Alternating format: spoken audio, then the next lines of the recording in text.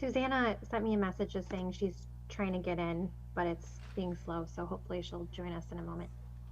What was that, Maura? Susanna's trying to get in, but she said she's having difficulty, so hopefully she'll be able to join in just a second. Okay.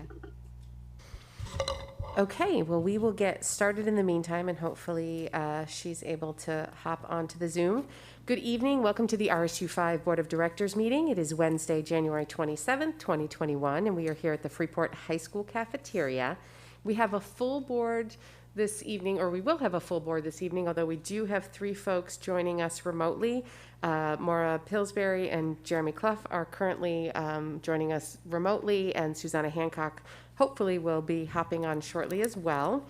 But we'll get started in the meantime, and we are going to go through the roll call to make sure that everyone can hear and be heard. So, Jeremy. Yes. Thanks. Yeah, you guys should probably turn your cameras on so folks can see you. I'm not able to. Okay. It just says the host. They don't have to be seen? It says the host has stopped it. We have to be able to hear them, and they need to be able to hear us. Okay. Well, they're saying it's a host issue. Does that sound right, Keith? They're saying the host has turned off video. As panelists? Okay, anyway. So we'll keep going through this, and we might be able to figure that out for you guys in the meantime. Candy? Yes, I'm here. Lindsay? Here. Jen? Here. Susanna, not yet, right? Okay. Angela? Here. Beth? Here. Maura? Yes. I am here. Vali? Yep. Maddie? Yes. And Liam? Here. Great. Thank you. All right, so we will move to the Pledge of Allegiance.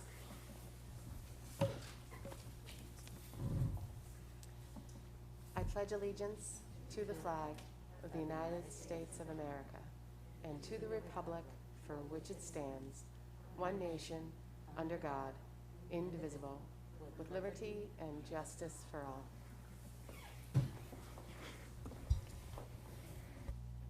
Okay, so do I have a motion for consideration and approval of the minutes of the January 13th, 2021 meeting as presented, barring any errors or omissions? Lindsay? Maddie, thank you. Okay, so we will do a roll call vote again. Candy? Yes. Lindsay? Yes. Jen? Yes. Do we have Susanna yet? No. Okay. Angela? Beth? Yes. Maura? Yes. I vote yes. Vali? Yes. Maddie? Yes. Liam? Yes. And Jeremy? Yes. Great, thank you. Adjustments to the agenda. Yes, we have 2 this evening. Under the superintendent's report, I would like to add a 2 under district happenings for a discussion around extracurricular activities, and then a 3, a discussion around sports. Okay, so we will get to those shortly.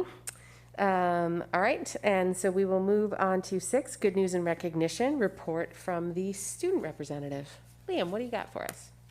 All right, not too much, but I'll just go through what we do have. So, yeah, so Tuesday, February 2nd, the FHS guidance will host an informational event that kind of covers everything around college application, the admissions process, and some of the topics will include, you know, what impact did COVID have or will have on admissions, just college search and testing.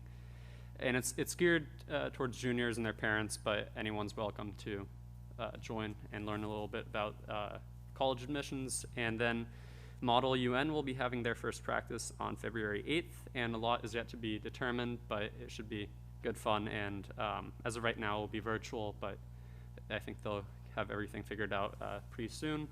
And athletic practices are starting up again. I don't have any information about any games or anything, of course, but yeah, I thought that was interesting at least. and also about college planning and grants and scholarship. So the guidance department is somehow paired with On Track for College, and that's a opportunity for Maine seniors and juniors to kind of learn about grants and scholarships from current college students and kind of about financial planning. And there'll also be a few experts from FAME.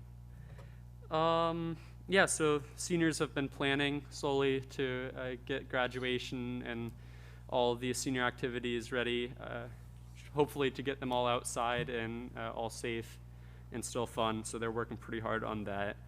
And yeah, I guess I don't really have anything else to report, but I guess I just want to say as we enter the second semester, I think it's important that, or I think it has been important to have extracurriculars and clubs. I think they've really strengthened the student body in regards to just feeling up for school, being to have social opportunities, especially socially distanced, and I hope that we continue to see that in the second semester as well, if not some growth to that as well, to expand extracurriculars, co-curriculars, and just activities and opportunities for students during COVID. So thank you. Thank you, Liam. All right, so we have Susanna. Has she been able to join? Not in the attendees?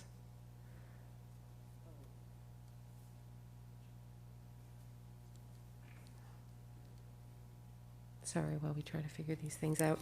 So the next item on our agenda is the public comment. So public comment will be taken either here in person or over Zoom. The Zoom link is on the top of the agenda. We just ask that if you had a comment on Zoom, you just use the raise hand function and we will admit you to speak. Okay, Susanna's on now? Yeah. Okay, so first, before we move to public comment, I just want to check and make sure that Susanna can hear us and we can hear her.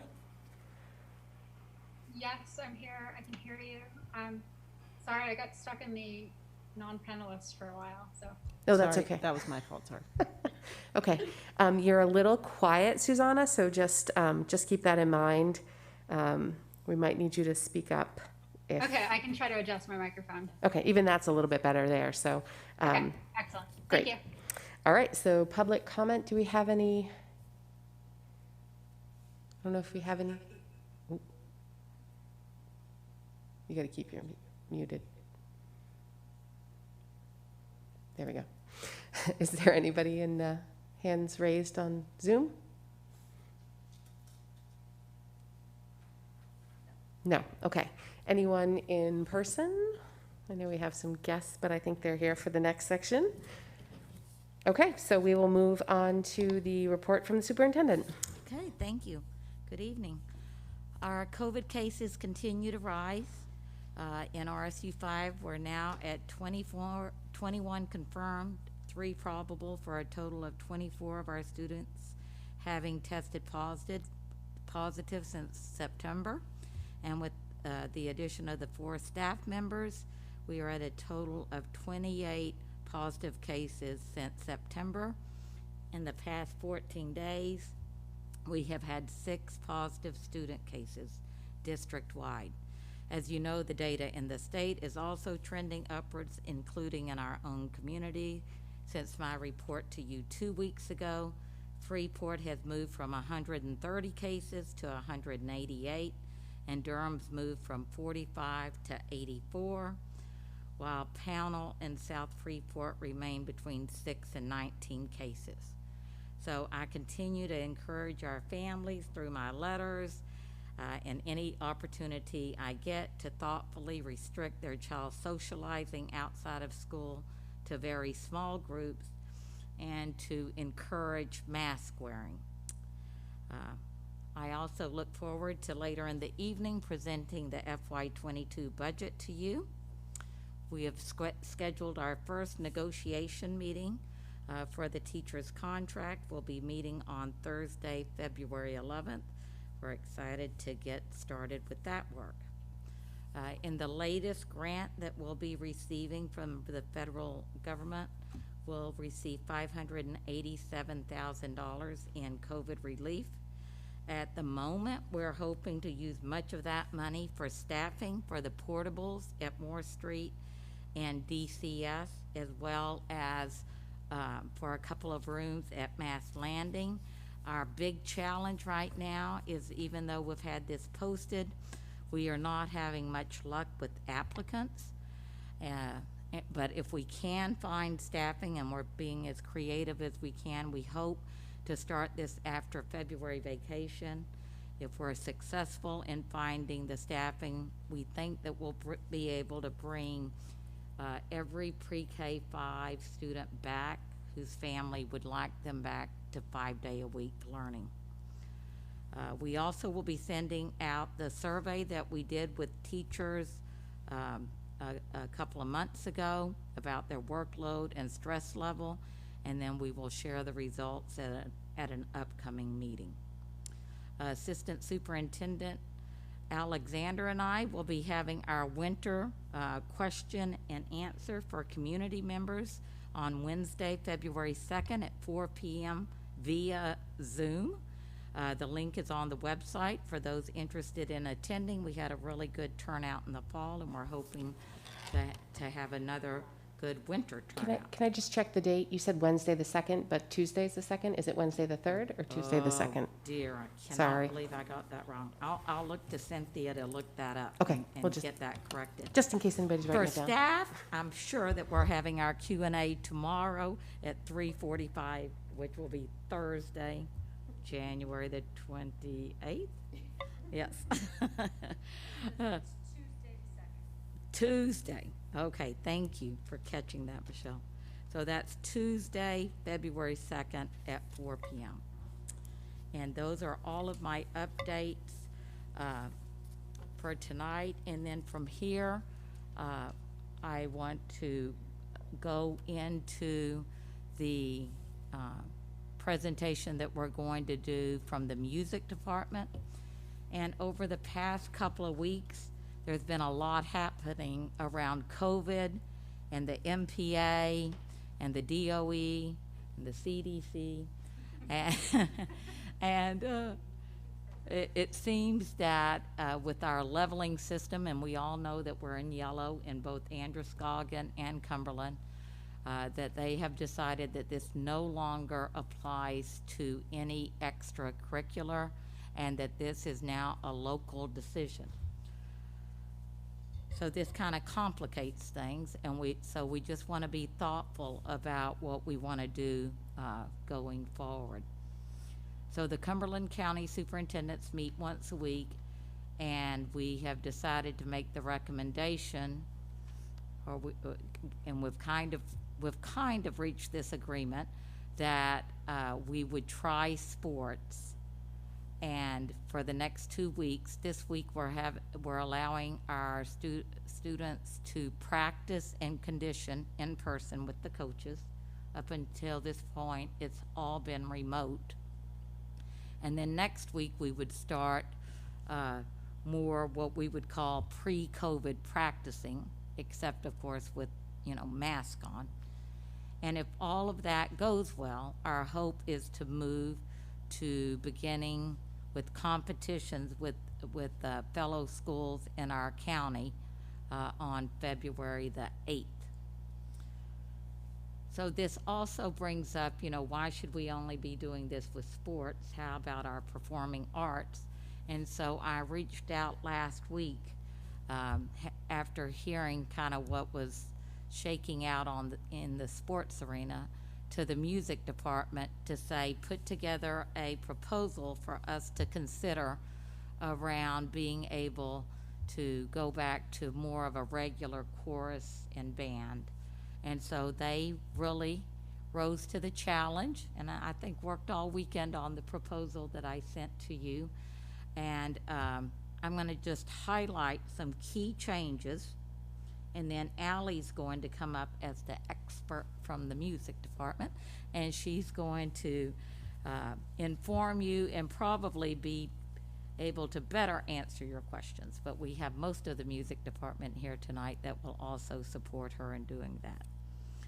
So currently, what they're proposing, that is different than what's been happening is that in the area of band, it will reduce the space that we've been requiring in between students to be reduced from 10 feet to 6 feet at the elementary level. Then, in music and chorus, the big change is this will allow our students to sing indoors. And it's going to reduce the space of our singing students from 14 feet to 6 feet at the elementary level, and from 14 feet to 10 feet at the middle and high school levels.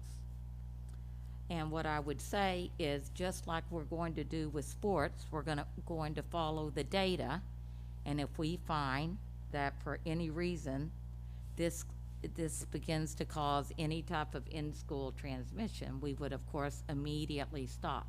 Currently, our kids cannot sing indoors according to the guidelines that are currently out there from the DOE, that they can only hum.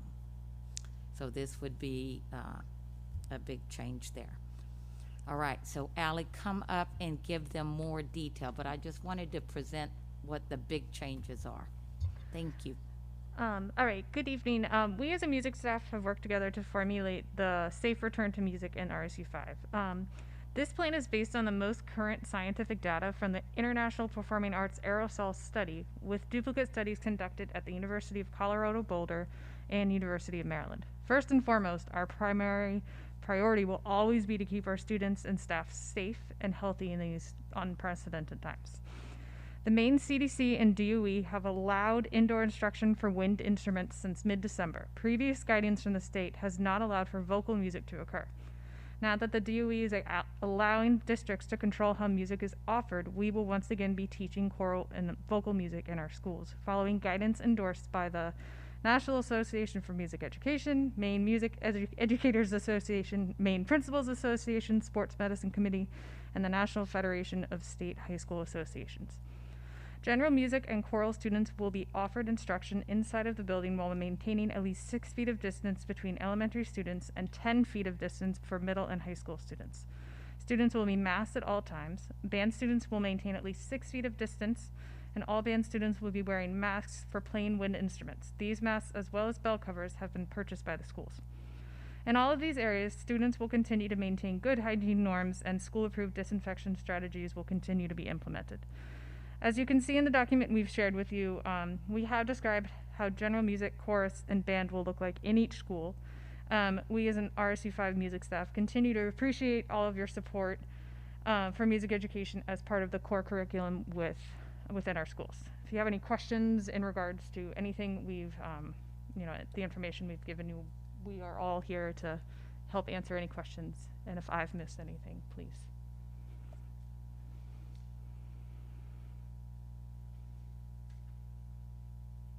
Polly. Hi, I don't have any questions, but I really appreciate all the work that you guys have been putting into this proposal. It mimics the letter that we wrote to the DOE and Commissioner Macon, I think 2 months ago. So I wasn't surprised by any of the new proposals that you have, because they're all based on the aerosol study. I personally believe it's a very well-conducted study that is safe. So I appreciate the work. Thank you. Thank you. Maddie. Thank you so much. I also appreciate this a great deal. And I hope it'll help us see the return to extracurricular music that we've seen some kids leave. So the studies, the aerosol studies, I know those were out late last summer, correct? Or have they been updated? I believe they were done in the summer, and I know there's been full reports that have come out. I'm not sure if there's any more recently that have come out. I believe what we've been using is what the multiple universities and that have did things in the summer.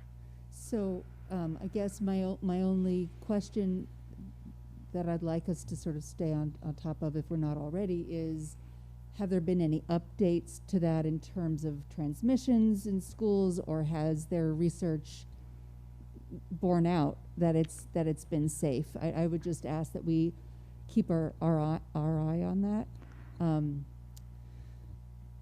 I want to see this go forward.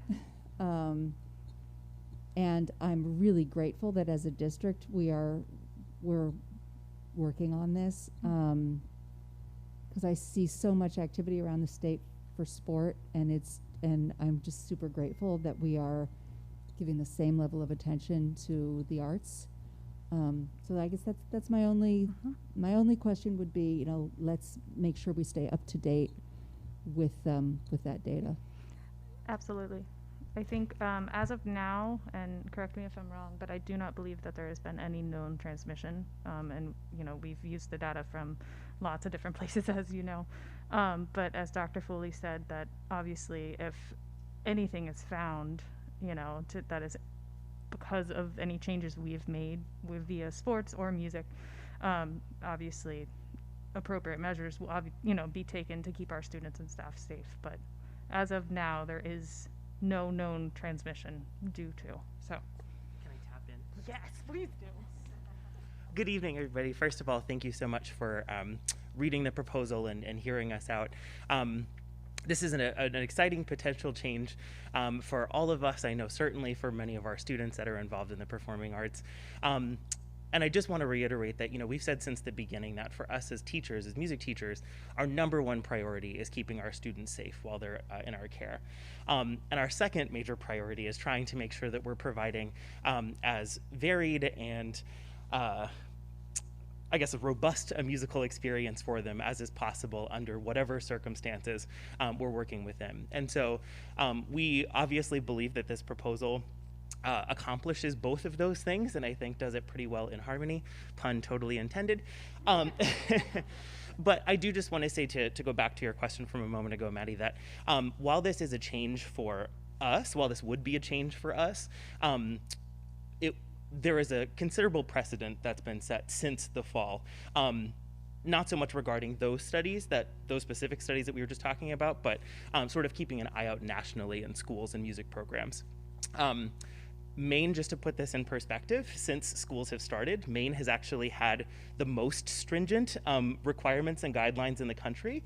So while some of these we are talking about, I know it can seem sort of scary as we're talking about numbers rising, cases rising, and we're trying to cut back on distance. It is important just to put that in context that other schools, other programs have been doing it at these distances and actually at slightly less distances, so 6-foot distances safely. There's no evidence at this point that transmission is happening within performing ensembles. And just to bring it a little closer to home, the universities of Maine, both USM and I believe UMO as well, have been in performance mode since the fall. They've been following distancing guidelines, and transmission has not happened. More specifically, actually at USM, I believe there was a student in one of the ensembles that tested positive. And there were no other students within that ensemble that subsequently tested positive. So all evidence at this point, of course, there are so many questions and so many facets of this situation, but right now all of the evidence points to the fact that transmission is not happening within ensembles as far as we can tell. And I just would end by reiterating what Dr. Foley mentioned at the beginning. This would be a change for us. This is new, and while we are excited about it, if the evidence, again, to go back to that word, pointed to the fact that this was not working or it was posing any sort of danger for our students or anyone involved in our programs, obviously we would reevaluate and go back to the drawing board. So I have Maura and Susanna both have questions. So Maura, I'm going to send it to you. Thanks, Jen. I wanted to echo what my colleague said and express my gratitude as well, and thank you for your passion for music education and for protecting our students and for your hard work putting this together. I just had 2 questions.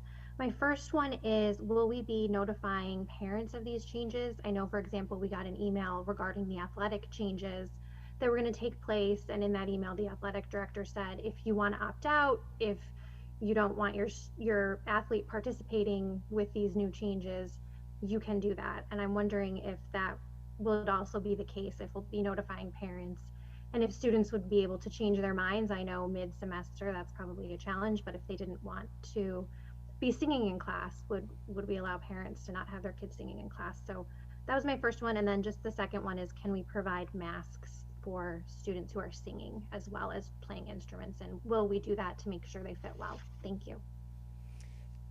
Thank you. I'm going to actually invite some of my colleagues to answer part of this question. The first one, remind me of the first one again. Opt out. Thank you, opting out. So at this point, we have had, I don't want to put words in my colleagues' mouths. I know I've had some informal conversations with certain colleagues about talking to principals and having this conversation about putting the word out so that messaging is uniform, everyone's receiving the same accurate information, and nothing is left to the imagination. I think I can speak for all of us when I say we do believe that that is an important first step before just jumping into this process. So I would say yes, those conversations have begun to happen. With our principals at a building level, and having that word come from them, and then ultimately from us as well.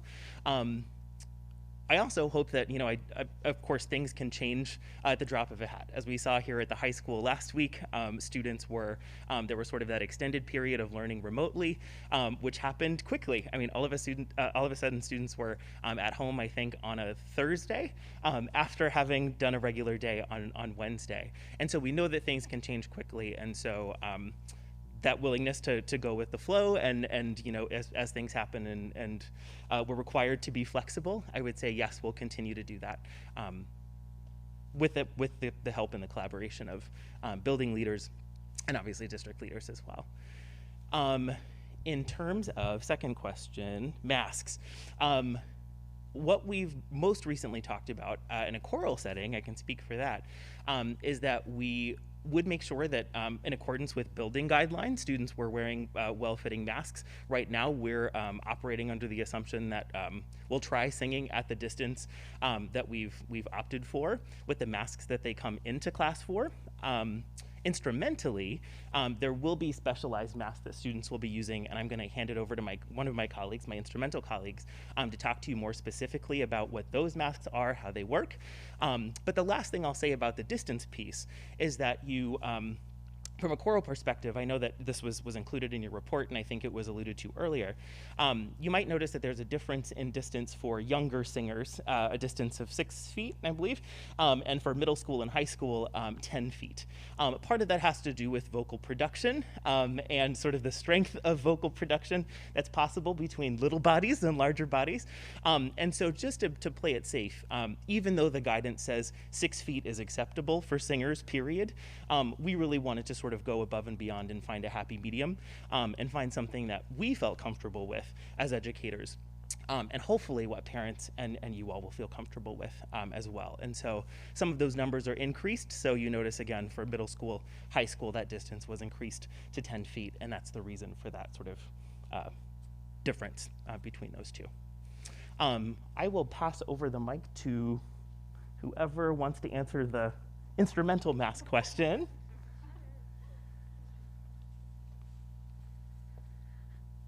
So as for masks, all the schools purchase gator masks, which simply have an opening that is closed shut by 2 magnets. And when a student goes to play their instrument, they raise the flap and then simply lowers it onto the mouthpiece as they play.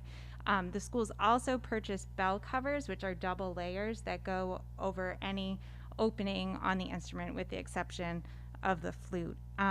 We have been doing this at the middle school since we returned from the holiday break, and it's just been awesome. It's been awesome to see their eyes light up and to be able to play with each other and also take on the challenge of playing together.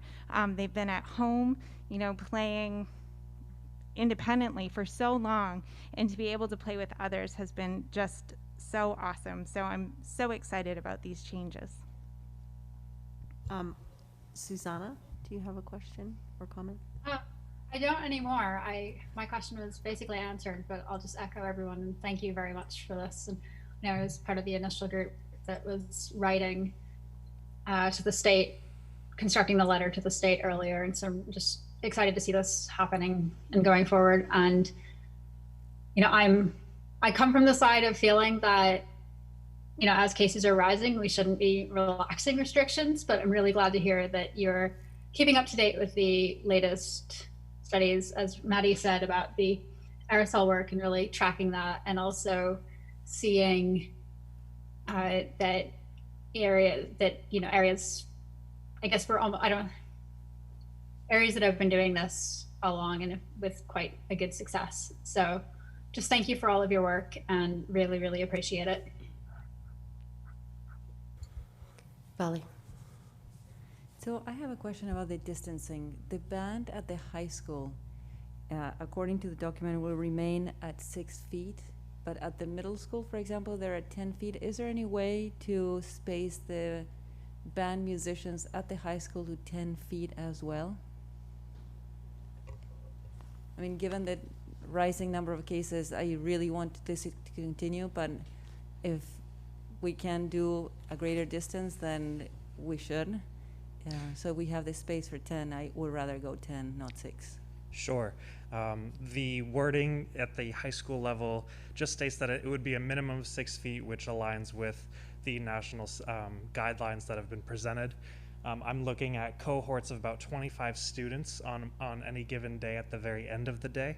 So our options are to split the group of 25 into half, and we could actually use perhaps the chorus room, which is empty at the time, and I could use 30 minutes of rehearsal with them, and then 30 minutes with the other group of that cohort. So it's like a cohort of a cohort in the band room, and then we could basically air out both of those rooms. So we will certainly do that, yeah. Thank you, I appreciate that. Sure. Can I just have a clarifying question sort of off of Maura's? I think I'm up to speed on the communication plan. I completely agree with consistent, accurate communication. What I didn't hear was the answer to if a parent is uncomfortable with singing, for instance, in their music class, do they have the option to opt out of that or no?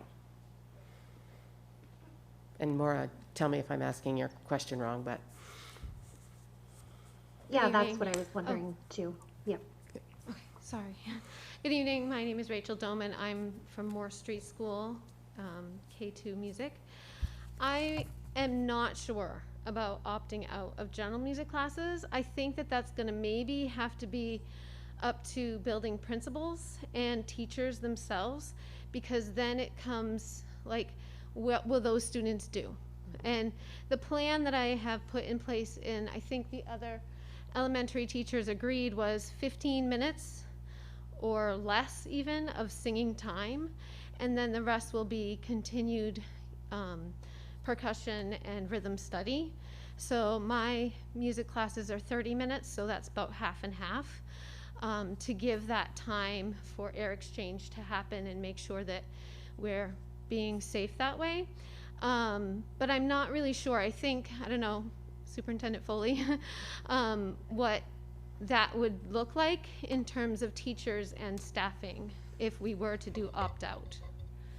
I think we can definitely, I think we'll hear from parents if they're uncomfortable with it, and then we're going to have to figure it out. But just as, we have had parents become uncomfortable as the cases have risen and they've wanted to go to remote or they've wanted to come back from remote, we've tried to be as flexible and adaptable as possible to meet all of our kids' needs. And I think if a family was really adamant about, concerned about that, I'm sure we could find a way in a place for the students to go when the singing portion is happening, and then they could return for the humming or the rhythm.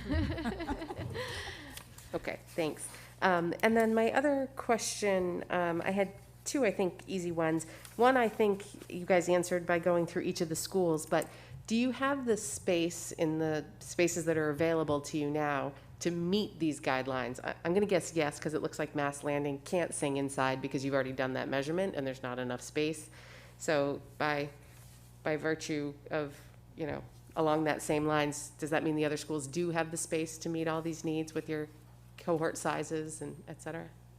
At Moore Street, anyway, I definitely did some measuring and used a good meter stick, so it was actually more than. And I have just enough for 12. and that's about the max number of students that I have. In my room, I have just 12 spots, and like I really made ample space to be sure that it was plenty of distance, and using exhaust fans and air purifiers and everything that we have been supplied with has, I think, is, you know, it's making me really excited to think that we may be getting back to some of our more normal music class activities. And I believe everyone has done all the measurements Lots of at nodding, our good. schools. Yes, we're all so excited to be able to give our kids well-rounded music educations, and we're looking forward to it. So, Great, thank you.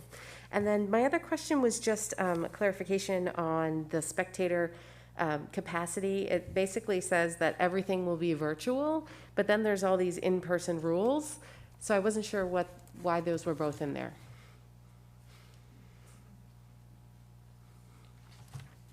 So that is our error. We actually deleted that after it was sent to the board, so we apologize for that. So we don't expect to have any performances with spectators. They'll all be virtual. You're just teasing us with this? Yeah, it was a tease. Sorry, you fell for it. Yeah. Thank you very much. It happens to us all the time when we have changing versions of all of our documents, so fear not, that's fine. Any other, oh, Beth. I just want to echo the thank you and the dedication and hard work that I know went into the document. And it's the more I read articles about what's going on around the country, and I realize everybody's in a different situation based on location, whether you're urban or rural. And but I am just continually so impressed with everybody wanting the best for the kids and really working to find ways to do it. So I just really wanted to thank you guys for that. Lali. I forgot to ask this question, sorry. There is no distinction here between indoor and outdoor, so I assume that all the guidelines are for indoors, but I would like to encourage, to the extent possible, outdoor music production, singing, whatever it is. If it's not frigid, if it's not raining, if you have it in you to go outside with the kids, it's always safer. So it's great to have the guidelines, but hopefully this won't mean that we do everything indoors, but we can still try to take advantage of good weather days to go outdoors. I'll speak to that. I think the challenge with that is a lot of just basically materials. Sometimes we utilize technology and different aspects that are important to, you know, what we're teaching the students. So yes, we would like to go outside, but I have to tell you, when I started to be able to teach instruments inside, the kids were like, my hands aren't freezing, you know, so there are definitely some positives, but absolutely we do have wonderful outdoor spaces. I know at Durham and Pownell, I'm very blessed to have that. I know here at the middle, you know, at the high school and the middle school, the challenge would be definitely traffic noise and being a distance apart that I'm sure Nate can speak to. I just wanted to let you know that sort of along those lines, that as we talk about moving to indoor music production, part of our conversation has been appropriate lengths of time to actually be producing music. So for example, at the high school, within the context of a 75-minute block, what's an appropriate amount of time to actually be actively singing while allowing for the space to air out, to properly be ventilated before other classes come in, looking at the schedule and seeing, you know, should we do it at the beginning of the block or the end of the block to allow for that sort of air transfer. So I do just want to let you know that that wasn't spelled out in incredible detail in the document, but those are part of the conversations that we've been having about how to be as careful and mindful as we use those indoor spaces. And in some cases, even splitting spaces for different kinds of activities. So chorus at the high school, for example, any singing-oriented activities we do would be in the auditorium, and then we would come back into the chorus room to do our non-singing-oriented activities. So those kinds of I guess those would be some of the points that we're considering. So if that helps to sort of quell some of those concerns, just wanted to let you know. Yeah, it totally helps because time of transmission is a very major component. So Absolutely. Yeah, I appreciate that. Thank you. Don't go away. We have two questions. Jeremy? Hi, I also just want to echo there's an amazing amount of work done on this document, and it's just so crucial that if we can, we get the students back to activities like band and chorus. Just had a question on the instrumental without winds section.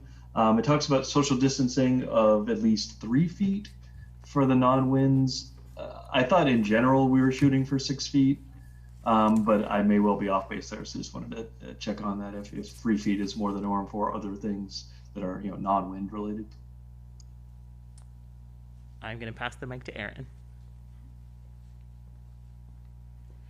So that would simply be following the same guidelines as our students in math and science classes. So our percussion students, they can be 3 feet apart with their masks on. Susanna has a question.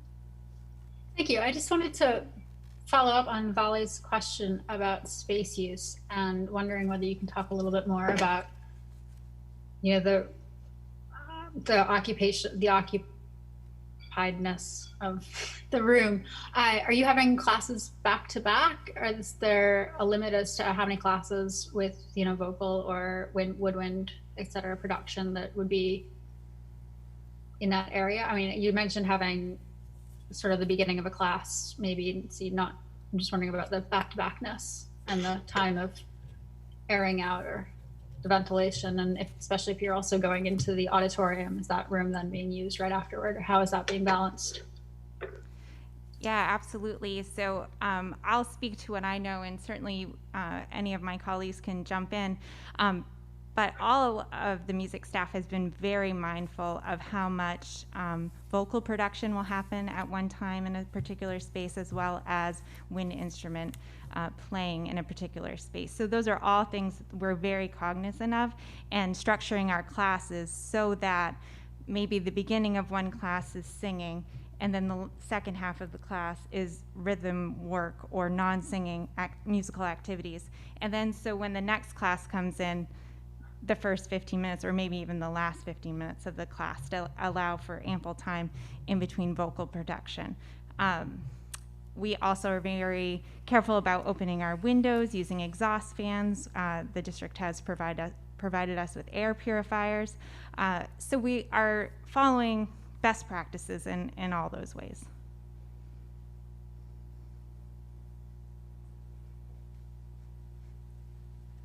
And just as a part two, sort of the high school answer to that question, we're really fortunate in terms of, so I would echo all of the same things Erin just stated, but also we're really fortunate in the way that the schedule is currently structured, because it lends itself very nicely to the fact that we can be mindful of all of those things without having to switch around.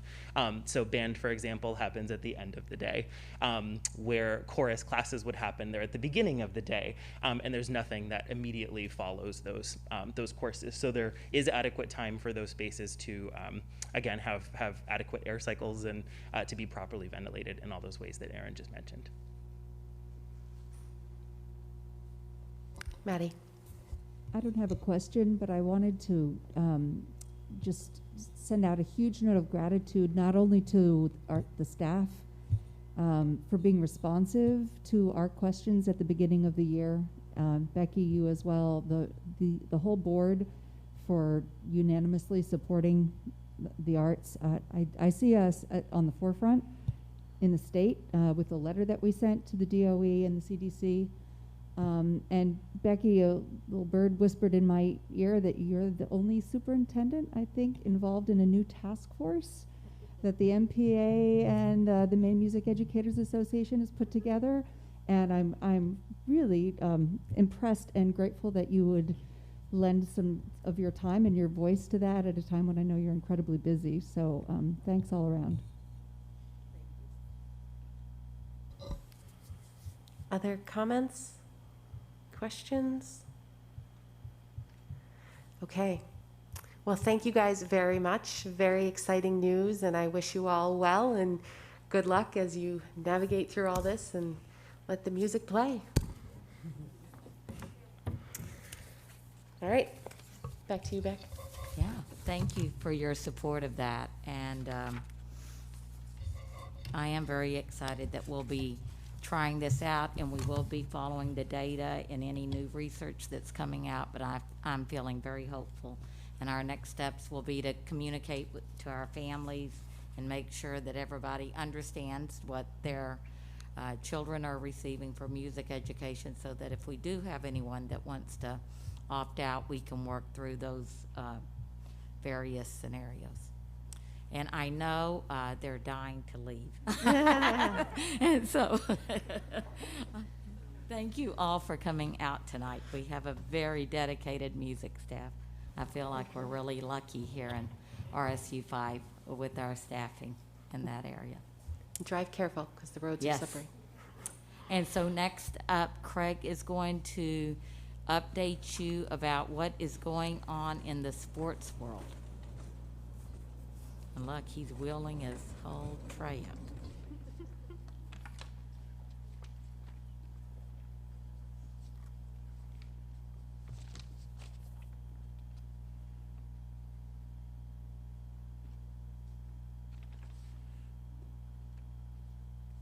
Should put my glasses on. I'm trying to do this.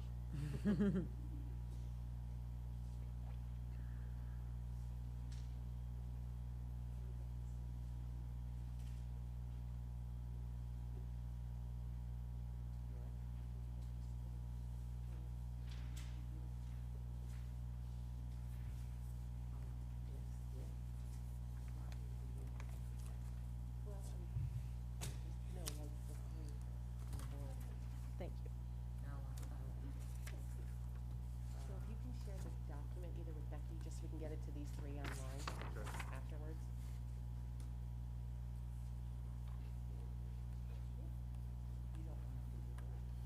No, I said after. Oh, yeah, yeah. Yes, we could definitely do that. Do you want copies of these? I think probably email to them is probably easier. So for the three folks we have on the Zoom, as well as folks at home, we'll get these uploaded to the website probably tomorrow morning, just so people can see what we're looking at.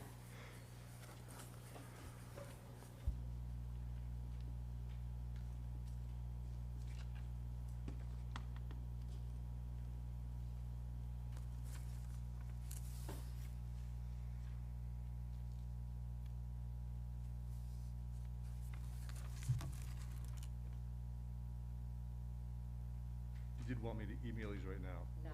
Oh, not right now? No. Oh, okay. No, don't worry about it right now. Sorry. All right. So the first document starts with number one, the MPA statement. This came out Wednesday, the 20th, and I'll just let you read that, but I think the most telling part of that is in the second paragraph. After meeting with the state health and education agencies, a change was made regarding the color coding currently being used by schools. The color coding system will be used as advisory to in-person learning, but will no longer apply to school-based activities. If it is deemed safe to do so by the local administration, teams may begin practicing following the established sports-specific return-to-play guidelines. Students have been active for a considerable amount of time, therefore each school must establish an acclimatization period in which athletes recondition before playing in competitive games. The second bullet there is 10 bullets that come from the Cumberland County Superintendent's Association. They met Friday, the 23rd. Competitions may begin no sooner than Monday, February 8th. This will allow the full 2 weeks of conditioning. No more than 2 competitions may be scheduled a week. No team with an open case of COVID may play against other schools. If your district is remote, playing games will be a local decision. As we all know, games are limited to player, coaches, and game personnel only, no spectators or volunteers. We will be streaming on the NFHS network. When at all possible, competitions will be limited to one other district per week, and I'll get to that in a minute. Superintendents and athletic directors should meet weekly. I think Becky and I are talking daily, or maybe hourly. Masks, and the last bullet, no one has the authority to extend the season except the Maine Principals Association, and right now, that last date is March 12th. And so that gives us 5 weeks to play 2 games, which is 10. We're allowed 12. There is some hope that maybe there's some conversation about allowing those districts in yellow who didn't get an early start on play, because there's only 4 that aren't playing games right now. The rest of the counties in Maine have been playing games since, I don't know, but they've got 4, 5, or 6 games in.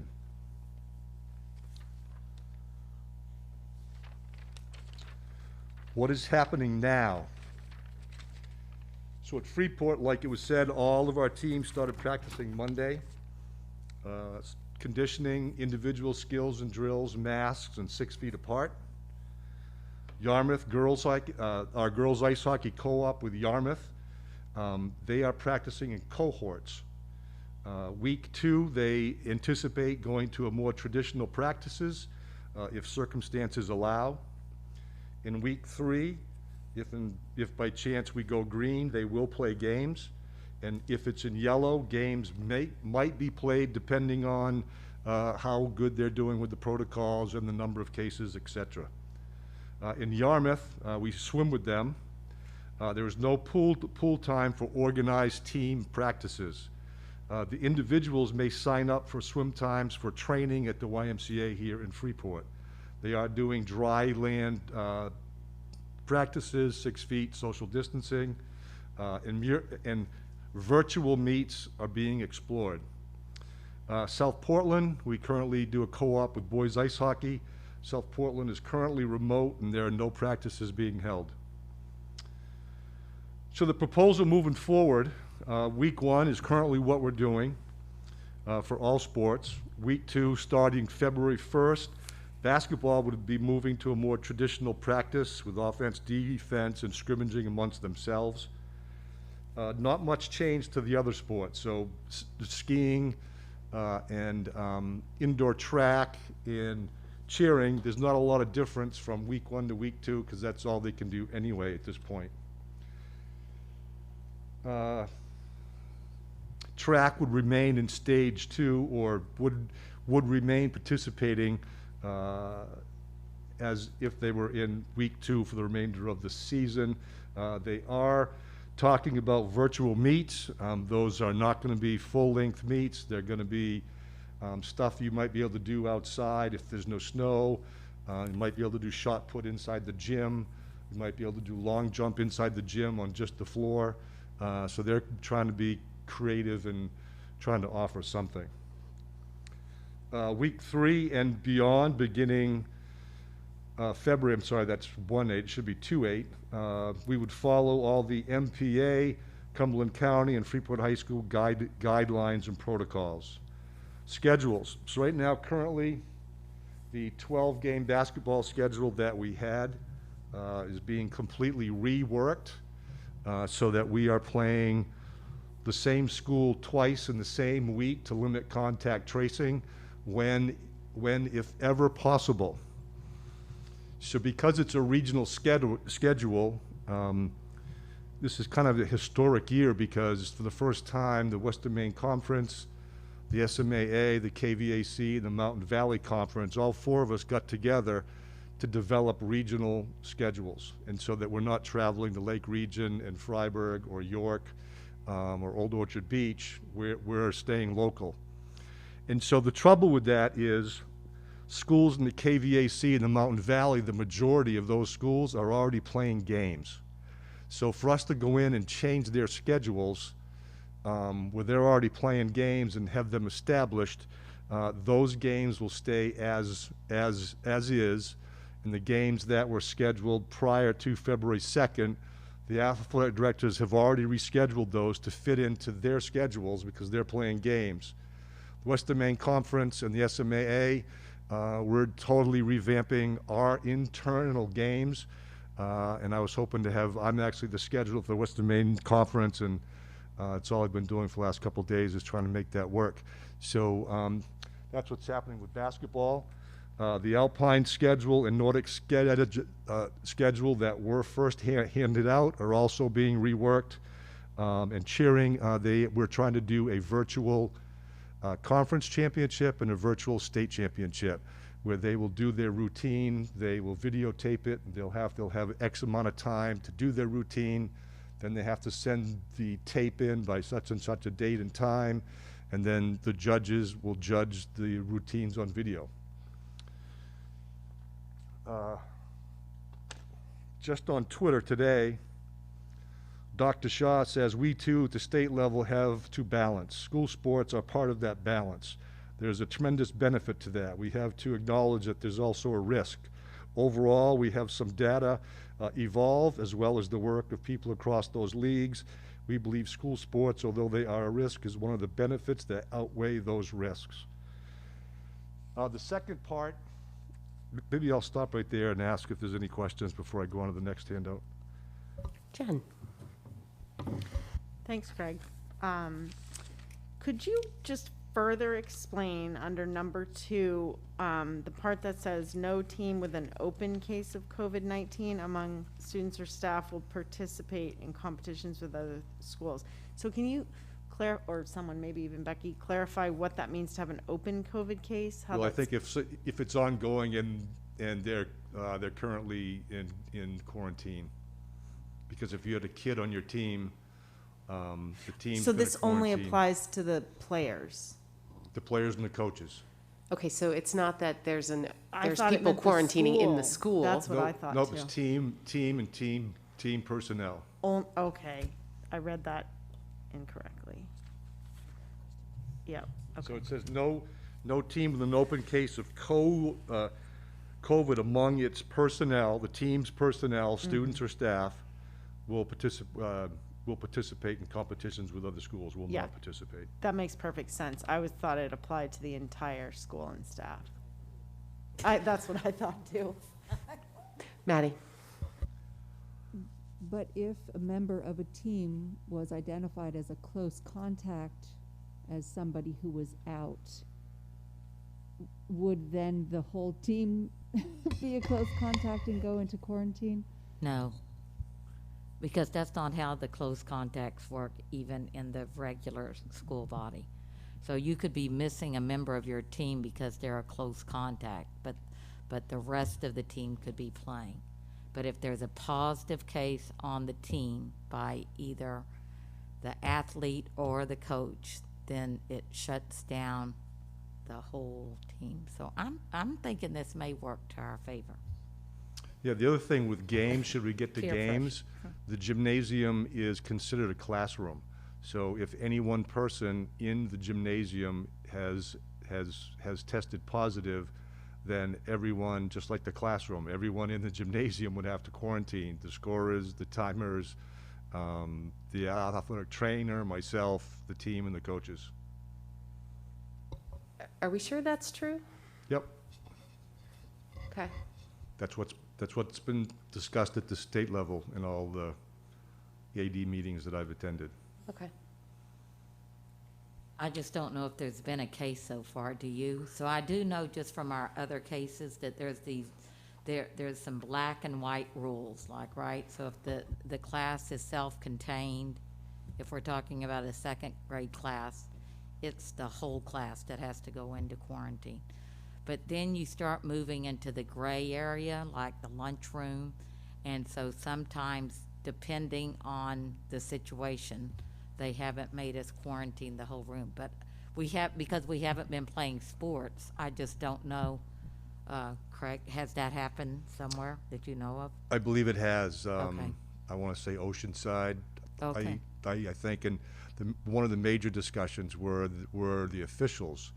This fall, if there was a game, and during the game or before or right after there was a case, the the guidance was that the officials who are only there for that game, they're not with the team practicing day in and day out, that they were not within close proximity for the 15 minutes even throughout the entire game, and it's outside.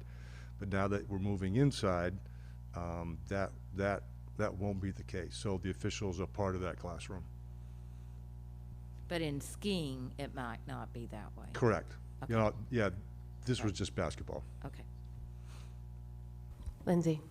So I'm thrilled for moving body. I'm thrilled for music. I'm thrilled for moving bodies, for mental health.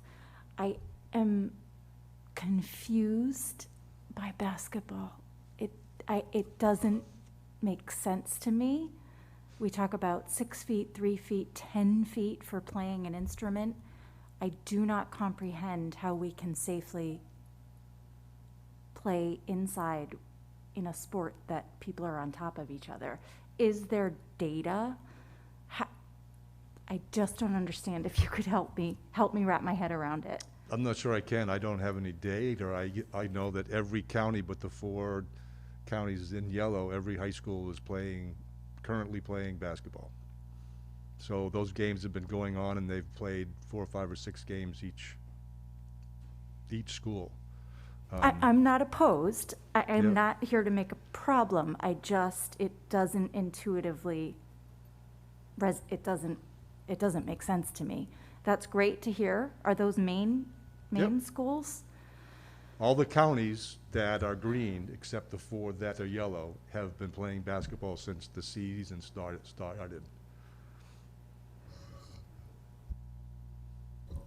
Beth. Have they been wearing masks the whole time? Yes. The athletes? Okay. Yep.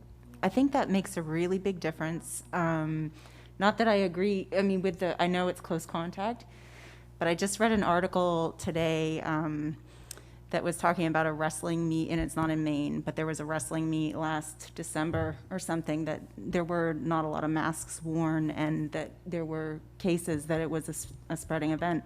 So I think that if we have places in Maine that have been playing basketball, I mean, I know it's sort of all anecdotal, but that it seems as though the masks work, so. Yeah, wrestling is a high-risk activity like football, so that's not occurring. And can occur as long as it's a high-risk sport. So basketball is identified as a medium risk? Moderate risk, yep. Moderate risk. Yep, there's low, moderate, and high. Vali. So I have to say, I'm also thrilled that everyone's practicing this week. I agree with the benefits to the students of being active and socializing. I'm very comfortable with the 6-foot distancing and the masking. Going into week 2, I agree, I concur with Lindsay. I don't feel comfortable with doing without the 6-foot distancing rule, even when masked.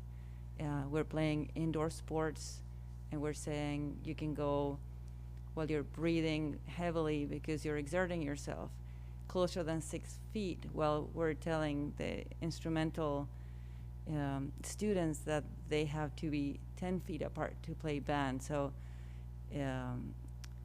I understand this is not going to go well, but as long as the students are active, physically active, and they can engage, I really don't see the need to run the risk of exercising at a distance closer than 6 feet indoors.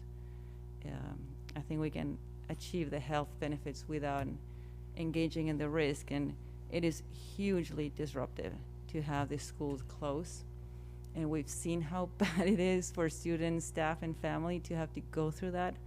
So I would rather not take the risk and encourage physical activity within 6 feet, masked.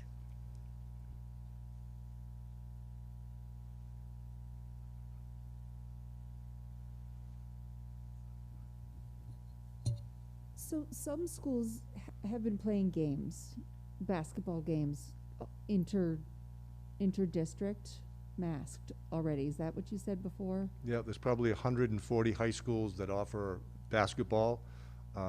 They're all playing except for the schools in the 4 counties who have been yellow. And has that just been for a week or longer? Oh, they've each played 4 or 5 games, so that's 1 or 2 games a week.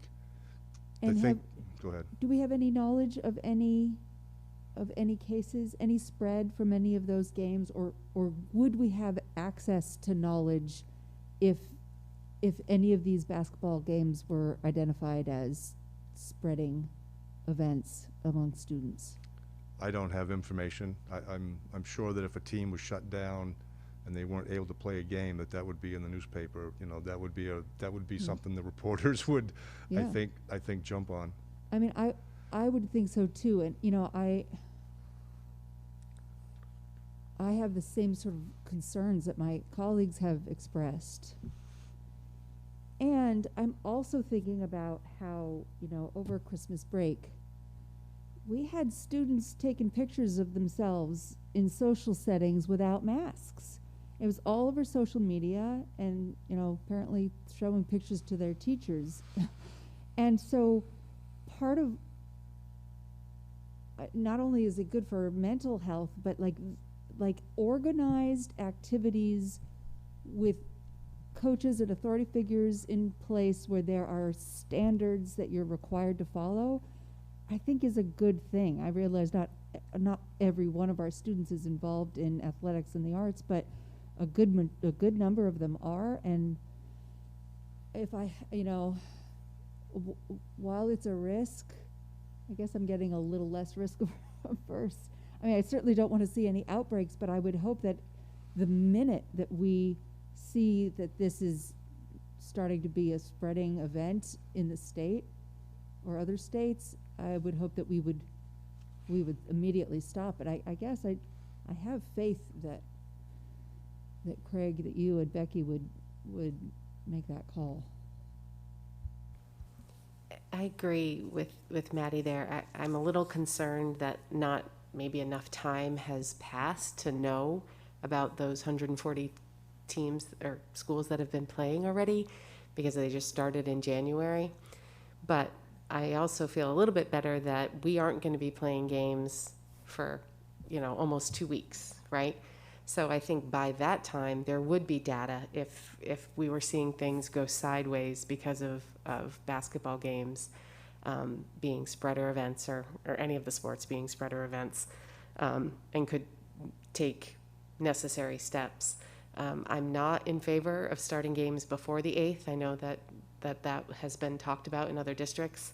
I know Cumberland County said here the 8th, and even if other districts are more willing to start sooner, I don't think I would be. But I think, you know, with the necessary incremental steps and, you know, our tight eagle eye on anything going wrong, I think it's a risk we should consider taking. Lindsay? I appreciate hearing from all of you and knowing that these other teams are playing. And I really like the ownership that the bullet point, no team with an open case among the team. I really think that ownership is critical for our kids to understand. And I think it will make them hungry to want to stay clean. So I really appreciate, Maddie, your thoughts about having them organized in a safe way that's overseen with parameters versus what we know they're doing. I mean, they are. So yeah, I think it is a risk worth taking, knowing that the other way I read this is very much a day, just like we've been having to live life. This is like a day by day type of thing. So yeah, thank you guys. So as I did in the start of the fall season, as I did again when we started up for the first 2 weeks of the winter season, I did it again on Monday. I went to every team's practice and said, you know, we're back here. I'm sure you'd rather be doing this than behind a screen or working out on your own in your yard or basement or garage. And I said, but we got to get this right. I said, there are people out there waiting for us to get it wrong. And all it takes is one of you to not do it right, and you lose 2 weeks. You've only got 10 basketball games, and you lose 2 weeks, boom, you're down to 6, or maybe even less than that, you know, depending. And I told them it's easy to get it right while you're in school, because you get teachers and administrators, it's easy to get it right at practice because you've got coaches watching you. What you need to do is be smart when we're not watching you, when you're home on the weekend, when you're doing these types of things. And we do have boys and girls who have been playing on travel basketball teams. We do have skiers, I think only Nordic, although I think there have been some alpine races that have been held on the weekends that these kids are going to. And I don't know who's running them. Some of them are club teams, club organizations, and you've heard me say this before. I think we can do it better because we're education-based athletics, and it's more than about just playing. At these clubs, it's playing. They want your money so you can come and play a game and they can make a living. For us, it's education, and that comes first. And I think we are better suited to take care of our students' health and safety and well-being than these people that they're just going and competing with and playing with. But I'll get off my soapbox. I had two questions. Susanna first. Thank you very much, Craig, for this. And as a coach in a nearby district, I know that it's been lots of delicate discussions that have been going on and lots of work, and I really appreciate that. One question I have is the other districts are in yellow. Are they also starting basketball? Because that is a sport that does seem to stick out to me as an anomaly among sports with potential close contact and indoors. And I'm just wondering whether the other counties in yellow are also doing that sport. Thank you. Yep, so most of the Western Maine Conference is in Cumberland County. There are a few schools, York, Trape, Old Orchard Beach, that are in York. The Southern Maine Activities Association, which is all the Class A schools south of us, they're probably 60-40, 60% in York and 40% in Cumberland. And we've had 2 meetings over the last 2 days to develop conference basketball schedules, and every school has been included in that schedule making process. Jeremy, put your hand down, but do you still have a question? Craig stole my thunder about the club teams, because that's where they'll go if there isn't the ability or the opportunity to compete at the high school level. So the second document, these are our internal documents. The first one is our practice procedures and protocols, how they enter the building, whether they're coming for a basketball practice, an alpine practice, cheering practice, etc. Some of the things that they need to follow. We talk about hydration and face coverings.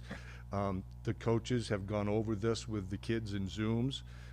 I've spoken about a couple of these things when I've met them.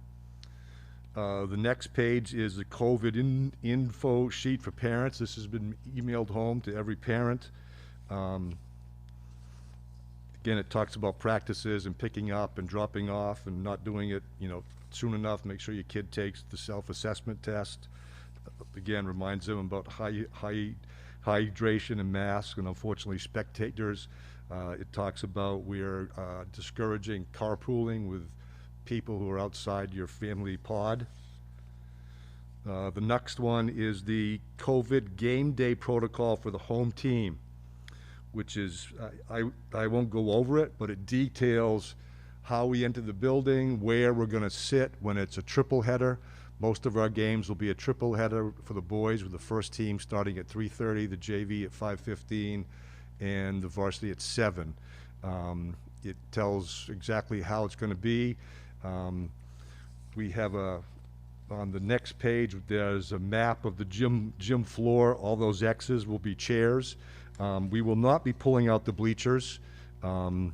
We think there's enough X's around for the teams when they come. So it talks about arrival, what door you come in. There's not going to be locker rooms. It talks about the team bench, the scorer's table. The exercise equipment has been out, and it has not been moved during any of our practices, and the kids are doing a good job of staying off it. We have caution tape around it to remind them, because it's all been wiped down and cleaned, and we don't want them to get on there and bring their germs. There's also a parking plan here. Oop, before I jump to that, home team. There's also a game day protocol for the visiting team that I will be sending this to the AED of the visiting school for each game. Ask them to go over it. It includes a parking map of where to park and what door to enter, and that, you know, little things like the scorer's table is not big enough for their scorer, so I think most schools are not going to bring a scorer when you're on the road. You know, there's no heel points, there's no one-loss record, and, you know, if you miss a point here and there, it's not a big deal. But little things like that for the visiting team. And then a game day protocol for the officials, what they need to know, and I'll be sending this to the officials before every game, to let them know what we have here, what we don't have, and what they need to do. One of the things that we'll have, most of the officials this fall had electronic whistles, but I'd say probably 25 to 30% of them had the whistle that you blew. And outside, it's one thing. They either would have the whistle underneath their mask, or they would pull their mask down and blow the whistle. So we will have electronic whistles on hand. If they don't have one, we will provide one for them. So those are the protocols. We haven't got that in depth for skiing because those aren't our venues. We don't own them. We have to do what they tell us to do. Whether we're at Starks Hill or Libby Hill for Nordic or Shawnee Peak or Lost Valley, they have their own that, you know, that we have to follow when we're at those venues. But I think you did say there were some precautions that you were already aware of for the skiing, right? Like the staggered starts, and it's not going to be, I mean, even though it's not our rules, I mean, they have protocols in place. Yeah, the for conference safety. will have, we will not have any mass starts. It's called an interval start, so every 5, 10, 15 seconds. The races are going to be smaller because you can only have 100 outside, and some ski teams are as many as 40. So most ski meets will probably be duels. Again, the whole schedule is being redone based on the numbers of athletes we've given them. So they're going to join up teams. In one ski meet, there may only be 2 schools because those 2 schools have 40 kids. In one ski meet, there might be 3 because each ski team has 20. So, you know, we keep that in mind. When we go to Shawnee Peak, each team will only be allowed to race 10 boys and 10 girls. And if you only have 5 boys, you will not be able to bring 15 girls. Again, we got to keep the numbers down, and that includes the coaches, the race officials, the gatekeepers. The lodges are not going to be open to get warm, so we'll have to keep our buses on site to, you know, help that, you know, give the kids a place to go. Maddie. I have to ask about track. I noticed that, so no meets. I'm assuming that's because USM won't host Yep, them? there isn't a college, there isn't an indoor track facility that is open for any type of rental or high school meet to be had. And are we only practicing outdoors then? Nope, they have the gym 2 and 3 times a week when I can get them in, mostly when there's games, because we don't start the game until 5:30, so there's some time. Track actually had the gym yesterday, the 3:30 to 4:30 slot, and some of them come in. If they're a long-distance runner, they're going out the long-distance run. So no Bowdoin facility any longer? Bowdoin facility is closed. It's not open. So just wondering if our numbers are significantly down in that. Yep, you'll see that in the budget presentation next week. They are down somewhat. You know, I think because it's COVID, you know, particularly indoor track. You know, it's one thing to do a basketball season where it's 10 games instead of 18. At least that's a little bit more palatable. You can actually play some games. But indoor track, there's really nothing to run for. You know, again, they may try to do some virtual meets, but without a track, you certainly can't, you know, they're trying to figure it out. I am not a track person, but they're trying to figure out how to do something. I hope that our coaches are doing everything they can to encourage running. You know, I know indoor has traditionally been something that like our football players have loved to do just to stay conditioned during the off season, and I just hope they're doing it, whatever marketing they can.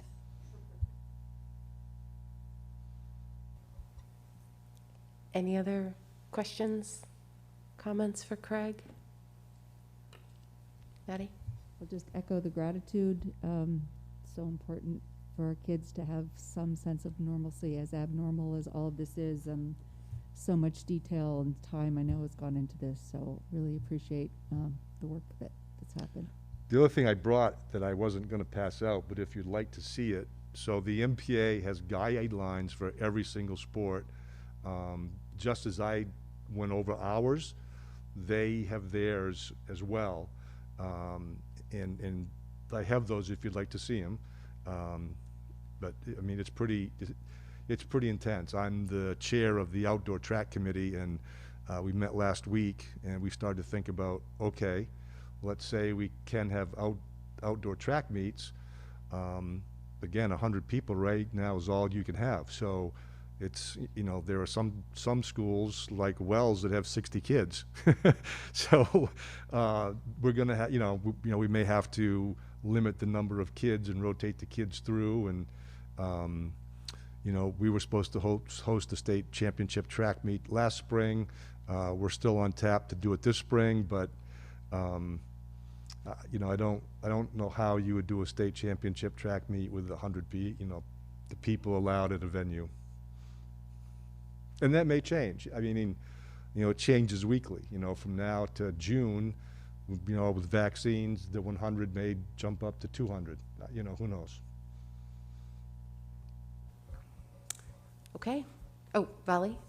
So I just want to mention that even though I'm a little more risk averse than the group, especially concerning indoor sports that are not distance 6 feet, I really do appreciate all the work. I mean, it's incredibly detailed and very thoughtfully done. So I want to thank you for that. Thank you. All right. Well, oh, we got a question on the Zoom. So, Maura, you have a question? Oh, sorry. No, I don't have a question. Don't want to be repetitive, but I just wanted to say thank you very much, Craig. I think I'm also risk averse, so Vali, you're not the only one. But part of what gives me confidence in doing these sorts of things that seem scary is our amazing staff and your hard work to put these protocols in place and describe them to us so clearly. So thank you, because I know it's so important for the mental health of our students. Okay. Well, we will wish you luck as well as you move into the winter season, and fingers crossed we get through all those games. All right. Does anybody want a copy of the MPA guidelines?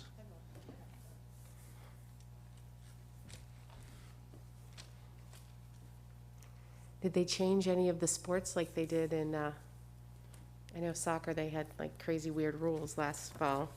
I don't have them memorized yet.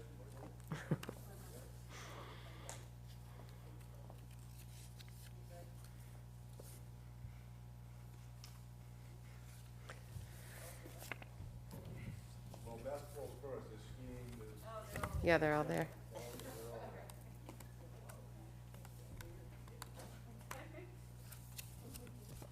Talk about details. All right, thank you, Craig. All right, so we will move on to administrator reports. We'll start with Rick for finance. Yeah. And then I need one of those, anything you pass out. I just need one for the records. Thank you so much. Give me a paper cut. Go get them. Good evening, everyone. From the business office, I just want to report that, again, in reviewing the current year budget, that the expenditure rates look very good. We're in a very good position to end the year from at least where I believe we are at the present moment, and our expenditure rates bear that out.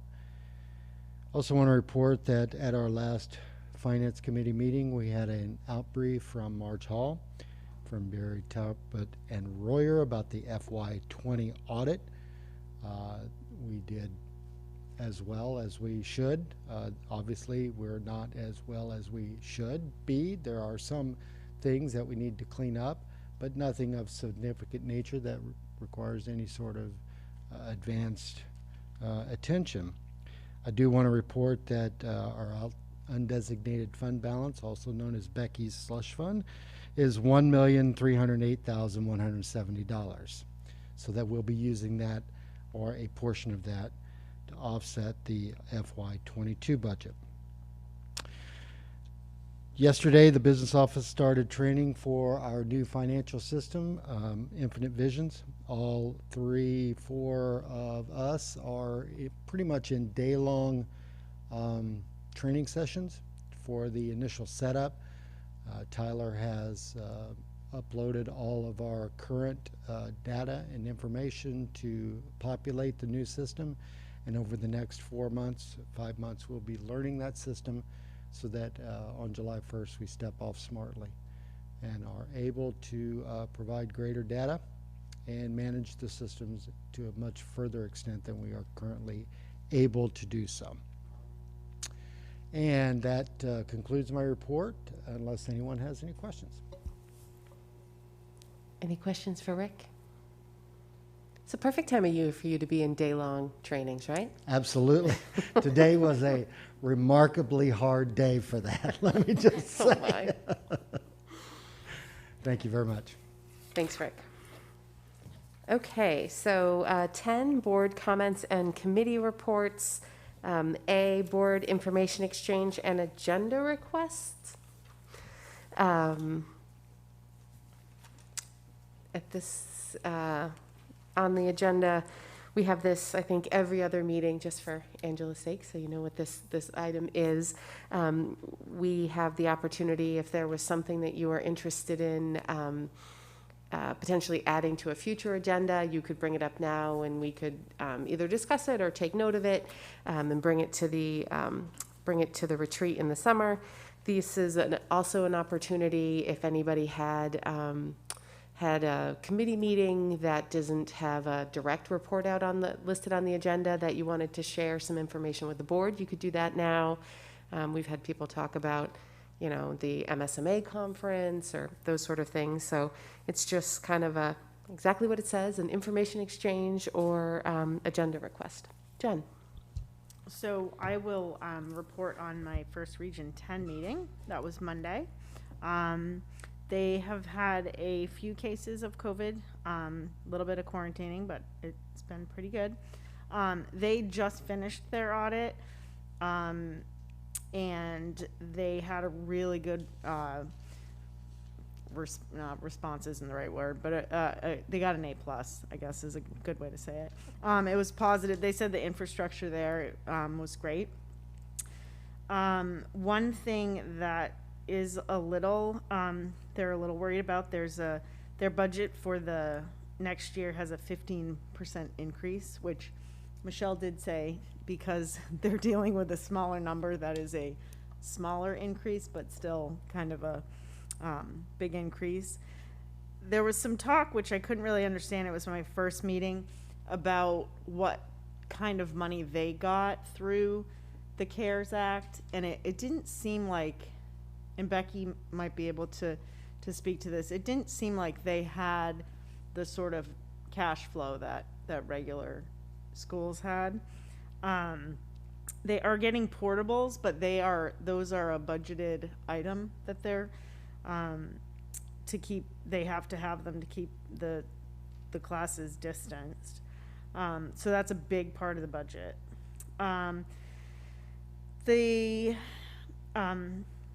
The former superintendent, which Becky, her last name is Weed. I can't remember what her first name is.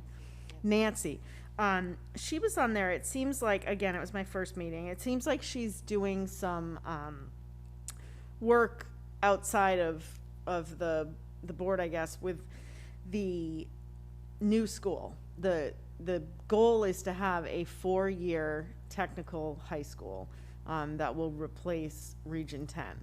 And in replacing it, the one thing she talked about was naming it and really rebranding that technical education and how we're going to attract students.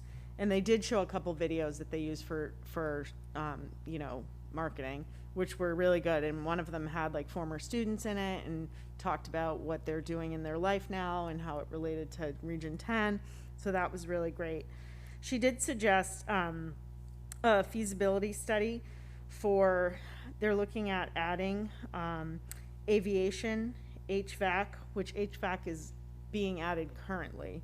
But in the future at the new school, aviation, something with an engineering component, cybersecurity, that was like a big one that they talked about. It was like a really big up and coming need. And something to do with perhaps solar, since that's a direction. She's really passionate, so I think that it's really great that she's,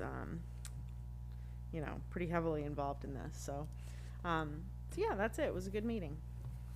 It was nice to see Jim Grant, too. Yeah, she came and presented to the board, I don't know, 2 or 3 years? Yeah, I don't know, time flies. And, she really focused on that, as a vision for the future for the technical school, to have it be, instead of half and half, be a full-time 4-year school. And I mean, there are certainly states that make that model work really well. I mean, some of the most beautiful schools I visited outside of Maine have been technical high schools. I mean, yeah, in Massachusetts. So be interesting to see where that goes. Angela. Yeah, this would be more for a retreat kind of topic, but it's something that I've been curious about since living in Maine, is that there's no home economics class in middle school. And that was something that many states still have, and something that my daughter loved and benefited from. And I feel like we've separated so much technical things from regular academics. And I think the variety of skills that kids can learn, and just breaking up academics with something like that. And you may have seen recently, there was an article about a woman who lives in Vermont now, who made mittens for Bernie Sanders. Okay, so she went to school in South Portland and took home economics. And so lifetime skill. And I just wonder how that fell off, if that was a Maine Department of Education taking it off, or if it goes district by district. I'm not clear on that, so it's curious. Thank you. All right. Any other comments, questions? Maddie? Yeah, I have something of my own, but I also wanted to follow up on Jen's report. Thanks for that. PBS NewsHour, I think yesterday or the day before, they do a series on education, and they've been focusing on how college education is just changing so hugely right now, and the what they're thinking will be long-term impacts. So many people opting out of that 4-year for financial reasons or just risk reasons. And there's a real focus on certificate programs. So even some companies like Google are putting together their own certification programs and then hiring people based on earning those certificates. In many cases, earning as much as somebody with a 4-year degree would earn. So that, I think that's fascinating. And we should, I think, probably be looking at what schools like Region 10. I felt like when I was at the meeting that I was literally sitting there thinking, if there was ever a time that was going to really push technical schools, COVID may have created that. So it was one of those things, sitting there thinking like, wow, there's a lot of opportunity for kids in these careers. And with the current sort of agenda of our administration is a real focus on bringing back jobs, manufacturing, just more. So it's an interesting time. I also wanted to bring up something that's a little, I haven't fully researched this yet, but today is the International Holocaust Remembrance Day. And I know that there has been legislation brought to the Maine legislature before, 2 different pieces of legislation around mandating the education of the Holocaust in our schools. And I don't know if those are coming up again. I reached out to Maura to get a little more information, but I haven't done my own research on it yet. But this is something that I'm extremely passionate about as the survivor of a Holocaust victim, and observing our political landscape in this country over the last several years. I see education as playing a really key role here. And so I personally plan on reaching out to our representatives to voice my support for bringing that legislation forward. And if any of you feel that that's something that we might want to support as a district, that I would welcome that opportunity. Obviously, I know that would have to be unanimous. We'd all have to feel similarly about that, but just wanted to put it out there. I'll do a little research, but if you want to reach out to me and let me know if you support that or not, please do. Great, thanks. Susanna. Thank you. I was just wondering if at some point, and maybe this again gets pushed to the retreat, but not actually in relation to my request earlier today about the science curriculum, but we had spoken at the retreat back last fall about looking at the science curriculum and climate change and seeing about how maybe we'd be teaching a little bit of that. And I left it, I believed that we were going to see where the MEAC survey went, and with the history, especially focusing on the history curriculum. And just wondering if we can have a discussion at some point about the current both history and science curricula to see whether they're, if we're not going to be making major changes to the history, if there's opportunities to alter the science curriculum. So I'd love to have that discussion at some point. And again, that has nothing to do with my request this morning about the science curriculum. That's just totally incidental. So thank you. Thank you, Susanna. I guess I just want to clarify what my understanding was. I think that we had decided, Susanna, to put the science on hold, and we did elect to go with the social studies. And I do expect that to be a quite extensive curriculum review, and we are looking at working with MEAC on that, and they're supposed to be sending us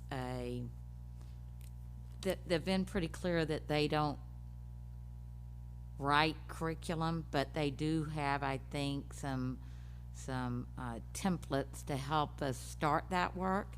And then if we feel like it needs something, that we need an organization to help us through that, we've already started talking about a couple of ideas as an administrative team, but we're just waiting to get that template from our consultant, and then we'll move forward with that work.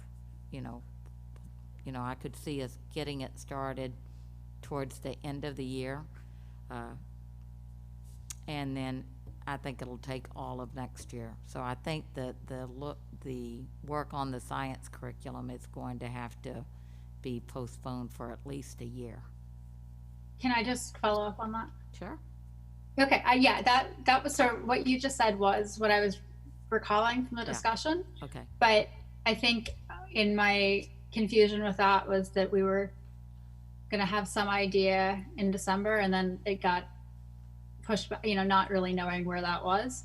And I guess in the discussions that I've had as part of the DEI group, it's been a little bit unclear what reworking of the curriculum is going to happen. So I guess I just wasn't aware that we were going to be pushing the history curriculum as much as we are. So I'm glad to hear that and the progress there. So thank you. Okay, thank you. Finance Committee, Jeremy? Good evening, everybody. Not much else to add other than what Rick already updated us on. Really, I know Rick, amongst the many things that he's working on, has been cleaning up some of the general ledger accounts so that the right person is in the correct GL and those type of exciting finance items. But I think it's just, looks like he's doing great work on getting that cleaned up some. Rick touched a little bit on the audit. It really appeared to be a very clean audit that Marge presented, and just definitely moving in the right direction in terms of having very clear financials on there. And he also mentioned too about the move to the new software system, which is going to make reporting even easier as we move on. So. Definitely. Then the rest of the discussion was around some, very preliminary budget discussions that Becky will give us some more details on tonight. Thank you. Thanks, Jeremy. Policy Committee, Candy. Not a lot to report here either. We met at the beginning of the month, and the main policy that we were talking about, Cynthia will be, going over it with you tonight, is about board members' uses of social media. We worked on 6 other policies very briefly that had either minor or no changes at all. So that's it. Okay. As always, the perfect segue into the policy review. Hi. Cynthia. Good evening. In your packets, you'll see this is our second read for the board member use of social media. If you remember, it was a couple months back. If you remember, we had quite a bit of discussion around one of the sections at section 1, and then specifically 1C. And so you won't see the changes because this is not a policy yet. So there's nothing underlined or anything, but I'm going to point them out to you. So if you look at C, I did contact Charlotte Bates and talk to her about, well, what does that mean? Because remember, just to refresh you, I think, Michelle, you were part of that conversation around, if we're at a football game and our kids and so forth. So I contacted her, and she just said it's really basically using the lens of common sense. It's where did you learn the info or the information? If you learn it at school, when you're walking by, you keep it there. If it's any public event, you're fine. So that's really the broad brush. And so that led us to making this note you'll see in italics. Board members may act as parents and community members with regard to public events, e.g. pictures from athletic, arts events, proms, and other public events. So just to give you some clarity on that. So the spirit really is just to respect other people's privacy. And then the only other real changes that we made is, remember how we were so deep in like the shall, the will, and the meaning behind that? So we took them out. So Maddie and Lindsay and Candy and I, well, it was somebody else's idea, it wasn't mine, but it was a good one. And A, B, and C, each one of them had a shall in there, and it was just, we took out like the first 3 words of each one and just got really, more directive about what that meant. And so that is really the only changes from the first read. I appreciate those changes. I think it's much more clear. Yes. Do you have a motion? You want to do them separate? Yes. Oh, because one's a first read and one's a second read, right? Yep. Okay. Yep. Sorry. That's okay. Missed that. Okay. So do I have a motion for consideration and approval of the following policy second read? BAB, board member use of social media. Beth? Jen, thank you. All right. Now I got to do my roll call twice. Okay. Thanks, Cynthia. Sorry. All right. That's okay. Lindsay? Yes. Jen? Yes. Susanna? Yes. Angela? Yes. Beth? Yes. Maura? Is she muted? Sorry, I was muted. I'm sorry, was this for the social media policy? Yes. Okay, I'm sorry, I had some questions and comments on it, so I'm gonna vote no. Oh, sorry. We didn't. I vote yes. Vali had to leave a little bit early, so we'll skip her. Maddie? Are we voting to approve second read or Yeah. voting to? Yeah, I do feel that we skipped the discussion. I guess we did. Yeah. Well, usually we make the motion, then discuss. Right, but I went right to the vote. Yeah. Okay. I think you're right. I So, think it's important we discuss. and Maura has a question too. So we'll just table those. Maura, how did we do that? Miss Roberts rules? Do you know? Oh, geez. Sorry, I should have spoken up sooner. Rescind the second, but you I rescind think the we can just second. discuss the Well, we motion need on the the second floor. just to have the motion on the floor. Yeah. Oh, okay. That's how we get the discussion, is having the motion in the second, and it's on the floor, and then we just wait to the vote until we've decided the discussion has closed. Okay, so we'll just go to the discussion piece. So we have a motion, we have a second. Obviously, Maura has a question, so we'll start with her. Yeah, thank you, everyone, for pausing a minute to discuss this. So in reading this the first time, I thought I was clear when we had first read on what this meant, and looking at it closer this time, I felt like especially letter K in the second section, I just was unclear. It seemed vague to me about avoid posting content that indicates you've reached an opinion on a matter pending before the board. So the way that I read that was if we were going to vote on something, and I just was a little confused when that would apply or when that wouldn't apply. So for example, tonight we were talking about music, and I actually thought we were going to be voting on this. And typically I don't do this, but if I had posted an opinion, for example, about that matter pending before the board specifically, is that something we want to discourage? Would it be okay for me to post something generally like supportive of music education? I just thought that could be a little bit squishy, I guess, is maybe for lack of a better word. And I know this has come up before in terms of board members' freedom of speech when we express an opinion for something that is not before the board and identify ourselves as a board member, but speaking on our own behalf. So I just want to make sure I'm clear on what is allowed and what's not, and I'm not sure that I am based on this policy. I don't know that I have a specific question, but maybe the other board members have thoughts on that. I'm just going to let Becky jump on it first, and then I'll. The way I interpret that, I think the best example I could think of is when we were discussing cost sharing and a decision hadn't been reached.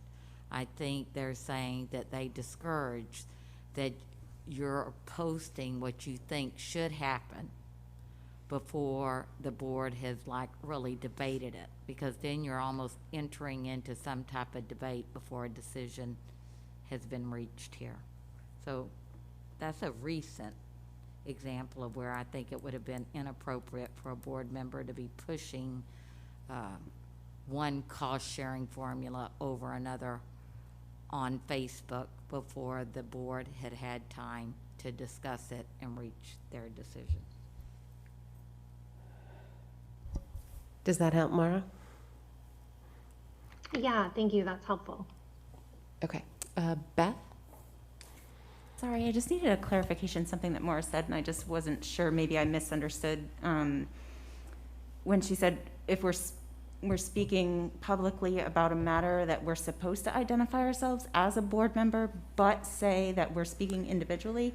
I thought that we weren't even supposed to talk about being a board member. Like we were just supposed to be, like I'm here as a person. My name is Beth Munson and I live in Pownell. You know what I mean? So I would like some clarification around that if I misunderstood. Yeah, I mean, I guess I've seen it both ways, because I think there's some implication that people know that you're a board member. So by saying, while I am a member of the school board, I'm here speaking as Beth Munson, the resident. So I've seen it that way. And I've also seen it just the way you said, like, I'm Beth Munson from Pownell. So, I mean, I think the key is if there's any identification as a board member that you are very clear that you are only speaking for yourself and not for the board. Thank you. Maddie. It's such a fine line, and I think we've seen other districts really falter here and use their role as, you know, as an elected official, as sort of a bully pulpit to put across their political vantage point. And I think that's the danger. I'm fairly political on Facebook, and I don't want to lose that opportunity to voice. Using my voice in social media or in conversation is important to me, and I would probably not be here if I could no longer do that. But I do try to walk that line thoughtfully. I mean, there have been times when I have made a post and then, you know, a friend would put in the comments, well, I know you're on the school board, you know, in your towns, usually out of towners. And I'm like, yes, but this is, you know, I try to clarify.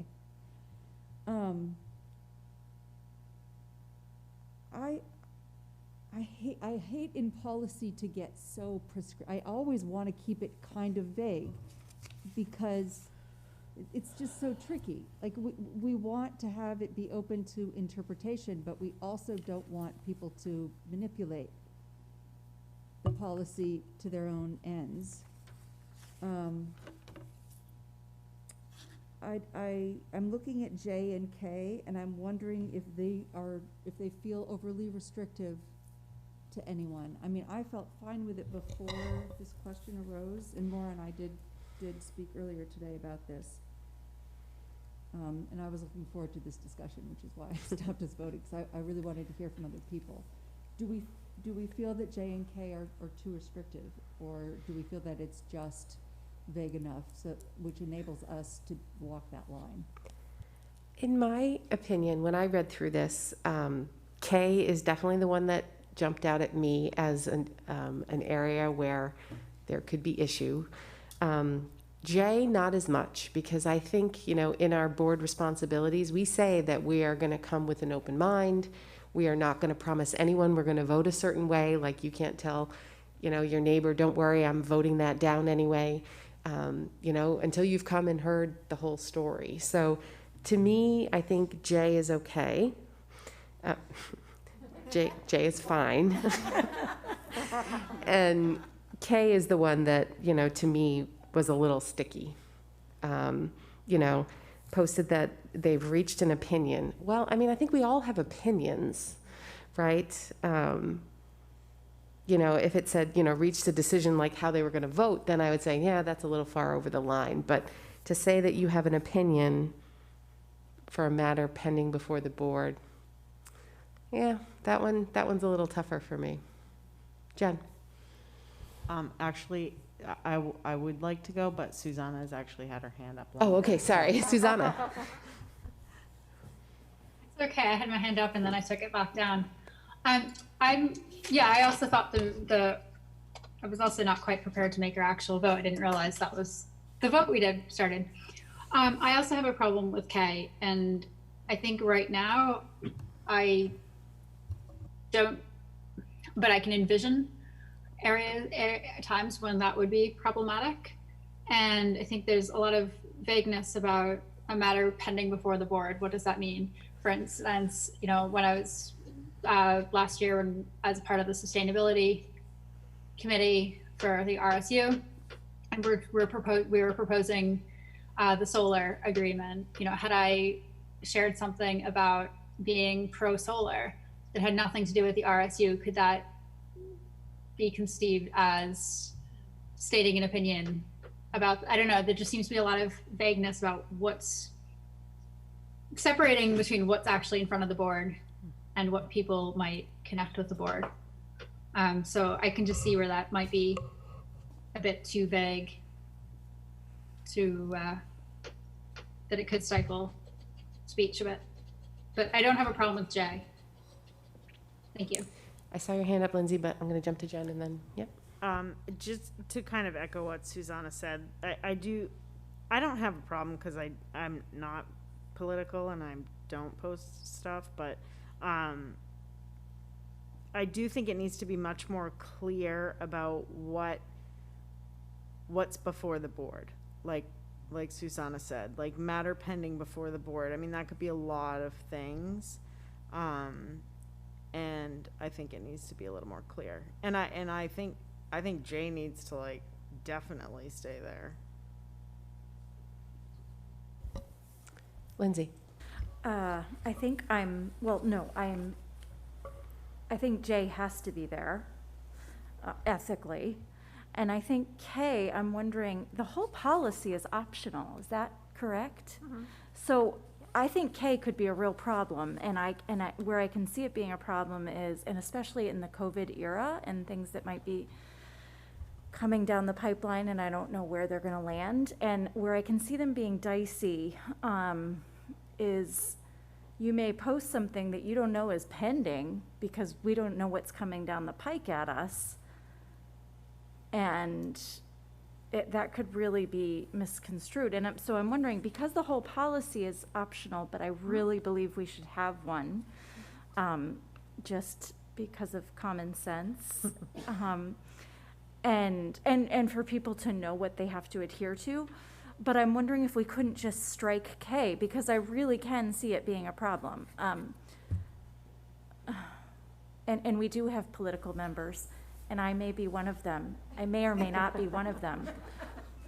Depends on who you ask, right? It depends on who you ask, or which side you're on, or if you even still read my posts.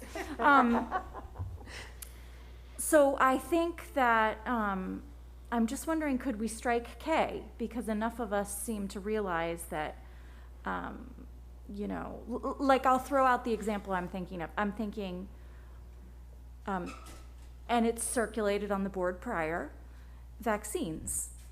I can see that that could come to us, and I can see that we're all individuals and we have different takes on that. And I can see that people might want to post their strong feelings, or they may not want to. And I'm thinking that might be what has brought K to the attention of some people. So I'm just wondering, could we strike K? Because I think the rest of it really, I think we have to have parameters, and model good behavior, especially when we want our students to understand digital footprints. We should be held to understanding a digital footprint. But I can see K getting a little dicey. Yeah, I mean, even as something as simple as, you know, posting that, you know, I'm struggling with having my kids home so much. Like, that's a matter before the board. I mean, the hybrid system is a matter before the board, and I, you know, it could be my opinion that day. I may change my opinion the next day, but I wouldn't, depends on if it's an in-school day or a home day. But, you know, I mean, that's an opinion about something before the board, and could be used, you know, I don't know in what way it could be, but I'm on board with Lindsay's striking of K. Maddie. Yeah, I was going to make the same suggestion, because I think 1A gets to the same spirit of that. You know, nothing should substitute our conversations and the decision-making process that happens here. So I'd be in favor of striking K. Yeah, I mean, I think the point of K is to make sure that, you know, you haven't closed your mind to another alternative before you get here, right? And I think that's why we keep J in there. Jen. That's fine. I was just gonna second the thing to strike K, but I was also gonna say that, you know, reaching an opinion doesn't mean you reached a decision. So, you know, even if you have an opinion coming in, if you're open-minded, you might have a different opinion going out. So I get where that seems, maybe it was a little flexible, but I am absolutely fine with striking K as well. So. Jen. Yeah, I'm fine too, as long as, I would like to hear from maybe Cynthia or someone from the policy committee if there was any explanation of why it was in there. That might change our mind, or if people are comfortable. I mean, I'm comfortable striking it out too. I don't recall any, do you, Maddie? I mean- Probably the lawyers gave it to us. Yeah, this was a sample policy that was generated, I think, in January or February, a year ago, that came out as a result of ongoing other activities. And so, and I think a lot of people have looked at it and probably are doing what we're doing, right? Wording it so that it fits their needs. And Yeah, and I think, you know, if folks felt like we should keep K, I kind of like Beth's idea of swapping opinion for decision, right? Basically not posting that you've made a decision on the matter before the board, but I would be fine just taking it out completely.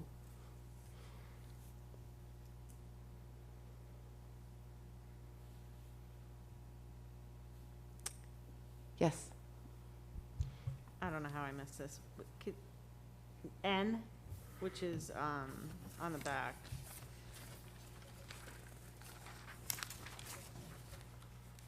So can Does that mean someone you can't explain- delete your posts?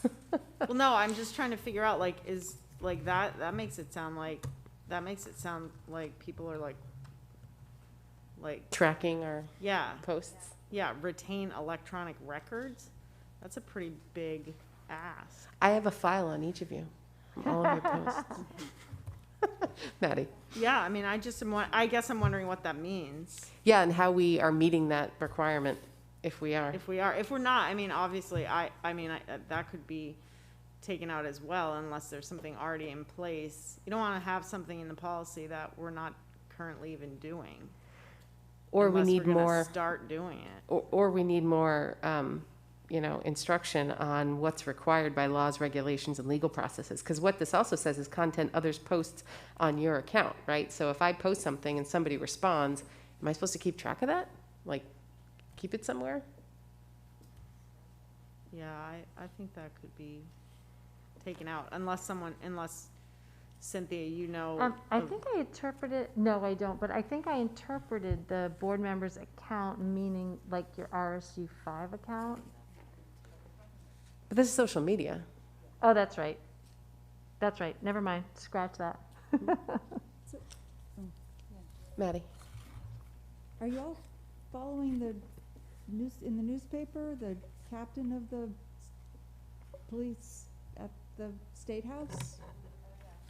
I mean, this to me is a current case that that brings this to mind. And there's this huge debate about should he be fired or not based on his posts and his comments on social media. And he took some down, but the things that we're required to keep are the ones that fall under, what's the name of that? Records retention. FOIA. Yeah. Starts with an F. The FOIA request. FOIA. Oh, yeah. Freedom Right. of access, yeah. I mean, we have covered that when we sign our annual ethics agreement. I mean, I think this is probably, again, this is an attorney, you know, trying to put as many fail-safes in front of us as possible to remind us of that ethical guideline. But,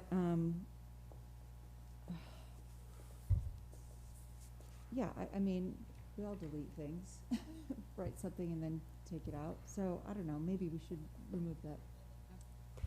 Beth. I guess when I read that, I was thinking that it would be that if, so like back on 1B, it says be aware that any posting that pertains to school unit matters may create a record.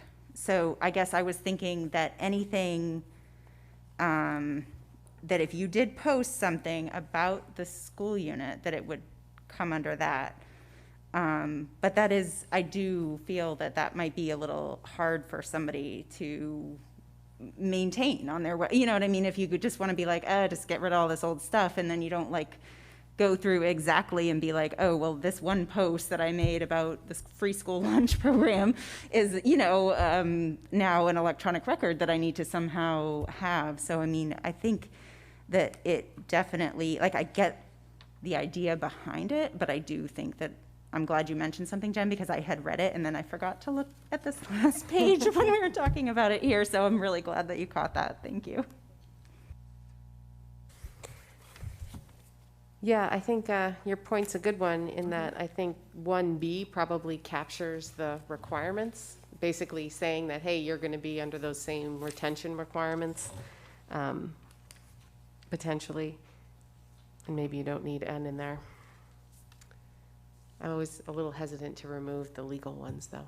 The other one seems like that's kind of our prerogative on what we want to be able to say or not say. But I don't know. But yeah. And it doesn't fit. I mean, I'm sorry we didn't catch this, you guys. I hate it when we don't catch things in our meetings and they come up here. But it doesn't fit, because section 2 is ethical guidelines, and N is not, N is a directive. So. True, yeah. You know, section 1 is what we must comply with. And it does pick it up there in terms of being an electronic record for retention purposes.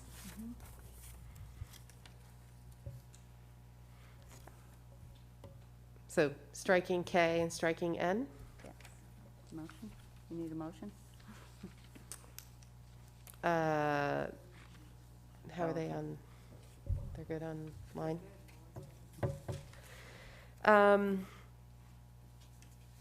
Okay, so do we need an amendment to the motion to amend the policy?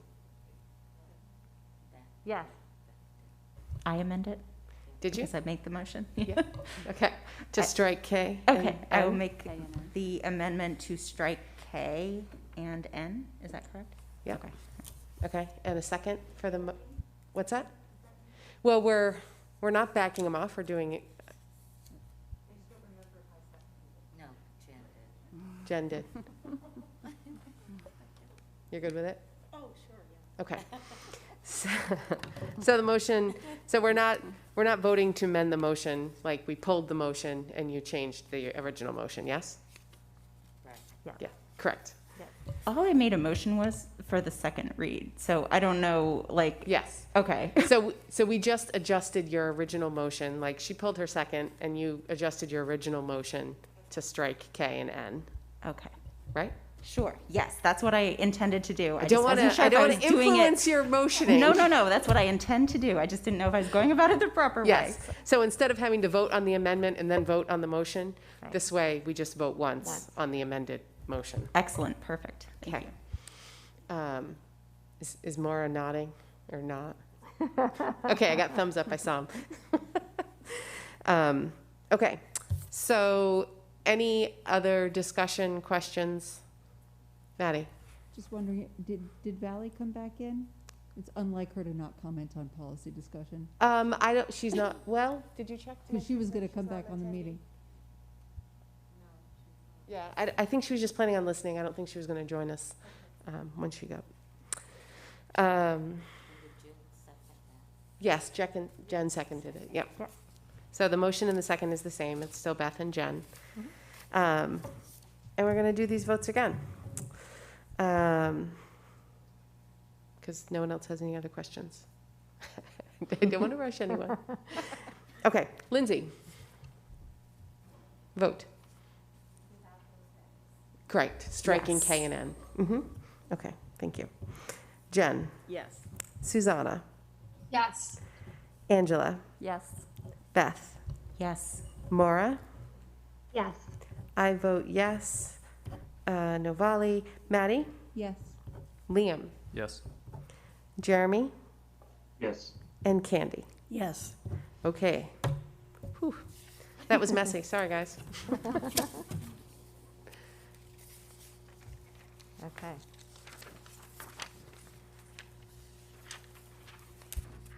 So our next policy for first read, I think, did this last spring as well, and this is about board orientation for new members, and so you'll just see the underscores that we've changed, and then the added item is on the second page, and we held off on this because of the policy you just approved. So number 11 was part of the orientation would be around how to use social media appropriately as a member of the board. So it would be basically to review the policy that we just adopted. And that's why we just kept holding off on bringing this forward, because we were considering the others. So in the spirit of not having things in policy that we don't do, the last paragraph, Yep. I can say that Becky and I have never invited the whole board to a new member orientation. Ah, and I wouldn't know that. So. Should we be, or do we need that in there? I don't think you. I mean, because that's a whole nother board meeting. Right.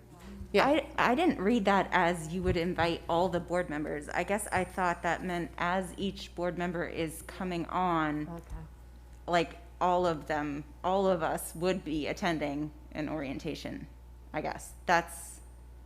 No, because it says No? the orientation is intended to serve as a useful review of the basic boardsmanship concepts for experienced members, as well as an opportunity to provide information and Yes. counsel. All right, good thing I did not read that as clearly. Thank you. I mean, that's a whole nother board Yeah. meeting. Yeah. I vote we strike that. We'd have probably scared poor Angela off if we all showed up at the orientation. I mean, it's fine. If people want to do it that way, we can certainly do it that way, but it's certainly not how we've done it historically. And to maybe make people feel a little more comfortable striking that, as, you know, because it is put in there sort of as a useful review for boardsmanship, I will remind you that typically at the retreat or the first meeting in September, we try to do some kind of review and overview of, you know, we talk about our, what do we call it? Our policies, protocols. We talk about our protocols, and we talk about just sort of basic boardsmanship, and in certain years we've had folks come and talk to us. So I think we try to do that review maybe in a different way than, you know, just because in any given year we could have quite a few new board members roll in and out through the different towns. So I like this policy. I just would suggest we get rid of that one. Maddie. I'm just wordsmithing, but for 11, I think I might prefer to say appropriate use of social media as a board member. You don't want to teach people how to build an Instagram profile? Yeah? No, we didn't get a motion, but when I get a motion, then I start voting, so it's okay. Just in case we want to make changes again, we'll do it this way.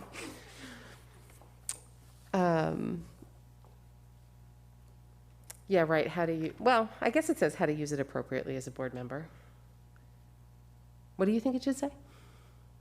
Appropriate use of social media as a board member. I like the emphasis on the word appropriate. Okay. Yeah, easy enough.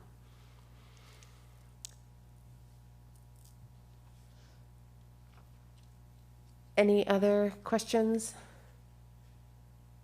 Discussions? Okay. I had one, sorry. Yes. Could you remind me I know we had talked about at the retreat about this, about the mentoring aspect for new board members. Was that something we had talked about that we would like to do, or is that somewhere else in policy? Because it seems like that could make sense here. Is there any other place that we would talk about that?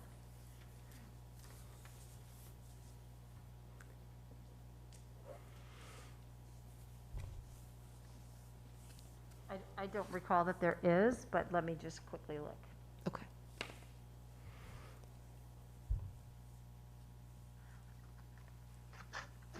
While Cynthia looks, can I just say that in case anyone else, I know we at the retreat had also talked about mentoring board members. If anyone is interested in doing that, just let me know. Otherwise, I believe we decided the vice chair would take that on, and I'm happy to keep doing it. But I think we had put out there that if other folks wanted to do it, they could as well. Am I recalling that correctly? I think you are, because back to there could be some, you know, in any given year, several new board members. It might be a lot for the vice chair to undertake, all of them, mentees. Maddie. I would like to include that in here. I think it formalizes that process, which I think is really important. And Maura, I'm happy to help with that. And there is no other place that we have it in any other policy. Okay. And this is first read, right? So this is going to come back. Yes. Right? So maybe come back, maybe eliminating that last paragraph and putting something in around the mentor, formalizing the mentor piece. All right. So given that, do we have consideration and approval for the following policy as discussed for first read? BIA, new board member orientation, new board of directors member orientation. Lindsay and Maddie, thank you. Any other discussion on this one? Okay. So Jen, Yes. Susanna, Yes. Angela, Yes. Beth, Yes. Maura, Yes. I vote yes. Maddie, Yes. Liam, Yes. Jeremy, Yes. Candy, Yes. and Lindsay. Yes. Great, thank you. Okay, no unfinished business, so we will move on to calendar, first read. So there are no changes presented to you tonight from the, this is still the third draft that you saw last time. We've finalized our meetings with Brunswick and 75, and we are all in agreement, and we are in, it's either 3 or 4 days, so we're in good shape that way. And Paul Przanowski was part of that as far as the CTE, because what happens afterward, we all submit our calendars to the CTE Region 10, and then they send it to the state, verifying that we have it within the requirements. Are they all starting before Yes. Labor Day? Yes, same day. Okay, good. Yeah. Maddie? So if we approve this tonight, is this done? Because last year we didn't finalize it till May. Well, there's usually 2 reads, but It was in February, I thought we had the second read. Yeah, I thought so I think we too. brought the calendar back a couple of times for other things due to remote, but Okay. it was, the original calendar was finalized by February. I say it's usually the winter. So Yeah. we'll be, so this will be it. This will be the first read. There'll be a second read. Okay. Yep. Yep. Because usually the first read is when we ask Cynthia to like move around half days and what about, Get rid of. Yeah. But we started that way back in the fall this year. September, So thank you for that, Cynthia. You're welcome. Any other questions on the calendar? Okay, so do I have a motion for consideration and approval of the 2021-2022 school calendar first read? Jen? Lindsay, thank you. All right, so we are going to start with Susanna. Yes. Angela? Yes. Beth? Yes. Maura? Yes. I vote yes. Maddie? Yes. Liam? Yes. Not that Liam cares about the school calendar next year.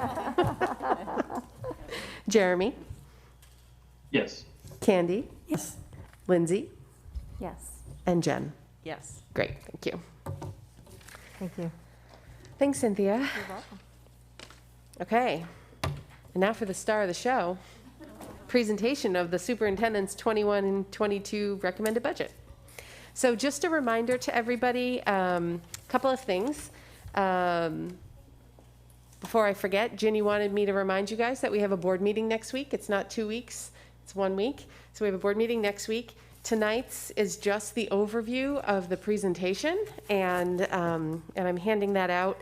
And for folks at home, this has been uploaded onto the website, the rsu5.org website, under the budget 21-22 year.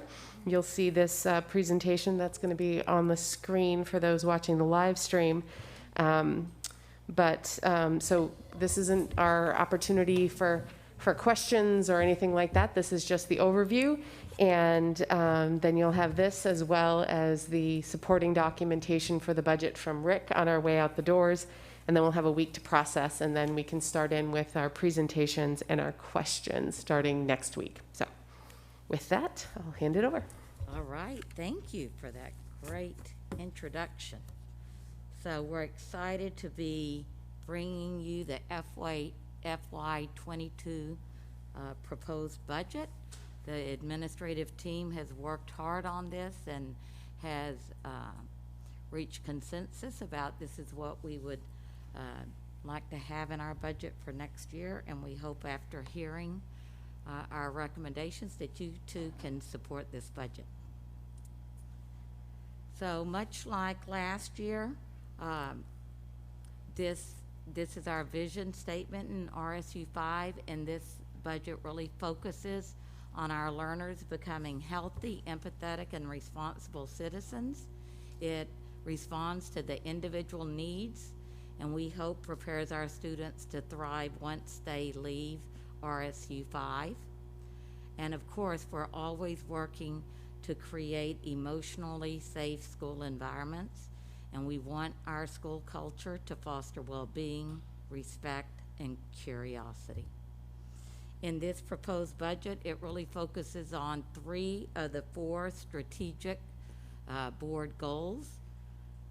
We want students to experience a joyful learning climate that is safe, nurturing, and fosters curiosity. We want them to always be engaged in meaningful, student-centered learning. And lastly, it is important for us to have well-developed and refined finance, facilities, transportation, and food service systems that support the learning of our students. Next, I want us to look at our enrollment. It definitely took a decline this year with COVID, but our best guess is that we will recoup that loss and be at an all-time high next year of 2,039. But you can see that we had predicted that it would be beyond the 2012 of 2019, and we've had that dip that's gone to 1949 this year. When you look at how that kind of spreads out across the district, you can see even with COVID that this year at the high school that they have the highest enrollment that they've ever had at 604 or since 2012. And also our elementary school, we're expecting that to be to recoup. We've had a lot of our families select homeschooling, but we're hoping that they will return, and that will be at 986. If we reach that number, that will be an all-time high for our elementary school. And at our middle level, we're expecting flat enrollment for next year. Our class sizes, if we are projecting somewhere near a true number, will be between 14 and 22, which is they all are within the board guidelines from the class size policy. We really have 4 focus areas in this budget. We want to continue to maintain our class sizes. We want to focus on our new work and our new board goal around equity. We still see the need, as you will see as we talk more, around increased student support. And then we have some special requests around the finance office. What we do with our budget every year matters. An example of this is that we've really focused on math for the past 4 years, and you have supported that focus. You've added a math teacher at the high school. You've added a math coach 6 to 12. You have supported money, curriculum money, for us to create math committees pre-K through 12 that focus on improving instruction. And in every school, you have added either a RTI teacher, a portion of an RTI teacher, to better support math instruction. And I feel like that's really paid off. As you can see, that in these advanced placement scores for the past 4 years in Calculus AB and Calculus BC. You look at where we were 4 years ago, with only 23% of the students taking that at the BC level, reaching proficiency, and only 40% with the Calculus BC. And basically, I think Cynthia explained to me today, Calculus AB is like taking a college math course for 1 semester. The Calculus BC is equivalent to a full year college calculus. And in 4 years in both areas, we've more than doubled the students that have been able to score at the 3, 4, 5 level. We also recently looked at, when we looked at the scorecard, our most recent NWEA data, and we have shown really good improvement in math even during the pandemic. We're hoping that will continue this year. We're working hard to ensure that it does. Even with all of that, we have one last request around math, and at Pownell Elementary, she's requesting a 0.2 increase for the RTI math teacher so that she can double the number of remedial kind of math groups that she needs at that school to help with the achievement gaps in that area. Our next request is really around enrollment, projected enrollment at Moore Street School. They're needing an additional grade 2 teacher to maintain the class sizes.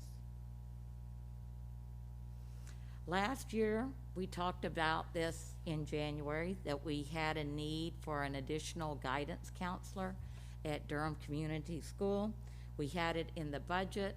You adopted the budget, and then the pandemic hit, and we came back and opened up the budget, and we took this out, and we are funding it this current year through one of our grants, but we will have spent all of that grant by the end of the year.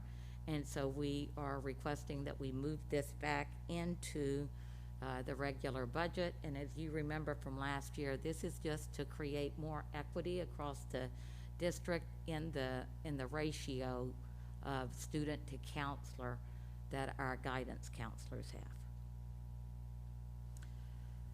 Next, we have a need for additional support at Freeport High School. Currently, she has a 0.9 ed tech, and she's requesting that we add another 0.1 to that so that it is a full-time position, and we will be able to attract and retain candidates. At DCS, there is a request for a 0.5 literacy teacher. Will talk more about that next week when he presents his budget. But basically what he's wanting to do in order for this position to be able to plan and give more instruction, he currently has an ed tech, and he's wanting to swap that for a certified teacher. This I don't think will come as any surprise to you. It's an addition of a tech person. We feel that this is very critical. We have added, as you have heard me talk about, a substantial amount of equipment since the pandemic, and with more equipment, you need more maintenance, and you need to also be able to support the staff in using that equipment. And so Keith, who's here tonight and is here at every board meeting, not only is he supporting the school board, but he has been all year supporting the high school, Mass Landing, and Moore Street. And so that is a lot now that we're basically one-to-one at the elementary schools. So this position would probably, we would look at how we're going to structure it, but primarily it would probably be supporting Mass Landing and Moore Street. The next 2 slides are something we've recently talked about, which is the the achievement gap between our economically disadvantaged students and the rest of the student population. We feel like this needs addressing, especially during this time of the pandemic. We see that that gap not only in reading, but also in math. And so due to that, we are requesting $75,000 to create a summer learning program to address this need where students are showing a significant achievement gap. This will also include transportation, which is often a barrier for our economically disadvantaged families who are working, and a lot of times they can't get their children in the summer to school because we don't offer transportation. So in this $75,000, we would be offering transportation to school and home. Speaking of transportation, we are asking for, in this FY22 budget, we're requesting a bus driver. This will help in both areas of keeping our buildings clean and having a driver to help out with extracurricular activities. We have discussed this year after year and come to the place a lot of times as an administrative team that no, we think we can handle it, and then we get into the year and it's just really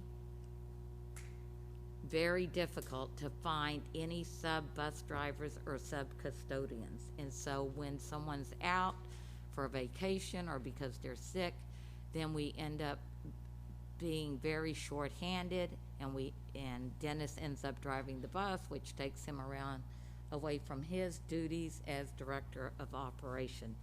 So we're requesting to try this out with an extra custodian bus driver. In the finance department, we have a couple of requests. We have an accounts payable position that is part-time currently, and we would like to move that to full-time. What you have to understand, what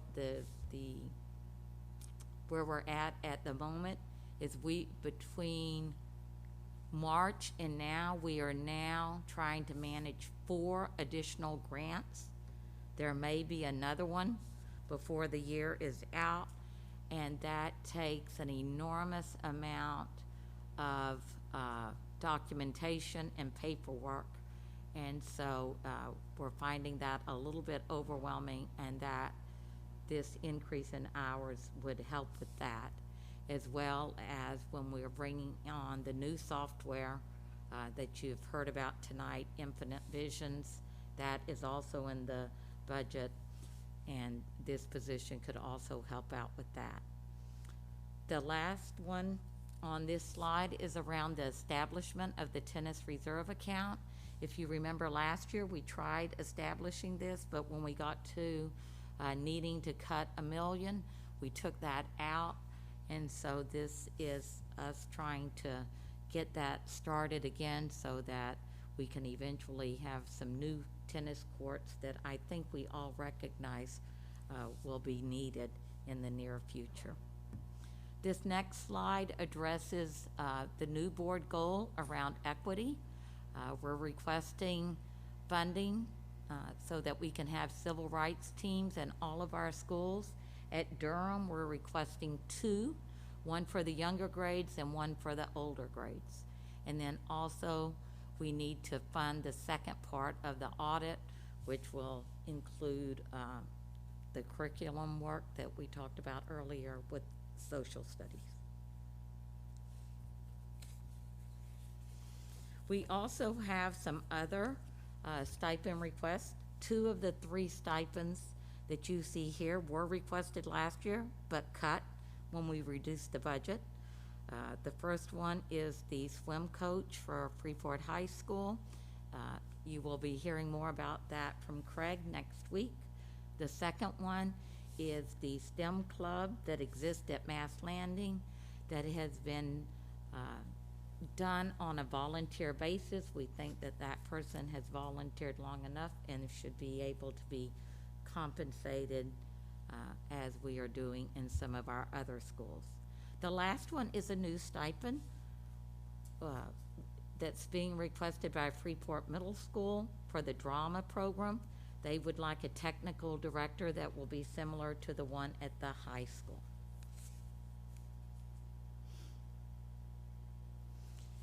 Every time we build a budget, we review the 3-year history. We look at what has been spent, where we can reallocate, we reallocate. And you'll get the detail of that budget from Rick at the end of my presentation. And you can go through the lines and you will see that a lot of them are up and down. I've just captured here a few that I want to highlight. With debt service dollars, we're going down 264,000. That's because we're paying off one of the loans at Freeport Middle School for, I think, when they renovated one of the wings. The rest of it is just a reduction in interest payments on our other bonds. The second one is something you saw earlier in the presentation. We want a literacy teacher, so we'll be reducing an ed tech in order to do that swap. Bus leases, we were able to purchase some buses. We've been doing this regularly over the past 4 years, and our fleet is in great shape right now. And so we were able to reduce that line. The solar project that we voted on earlier this year, we feel like a very conservative estimate for this next year is that it will be saving us $20,000 in the electricity lines. It may exceed that, so we just budgeted kind of on the conservative side because we haven't had a year to experience that yet.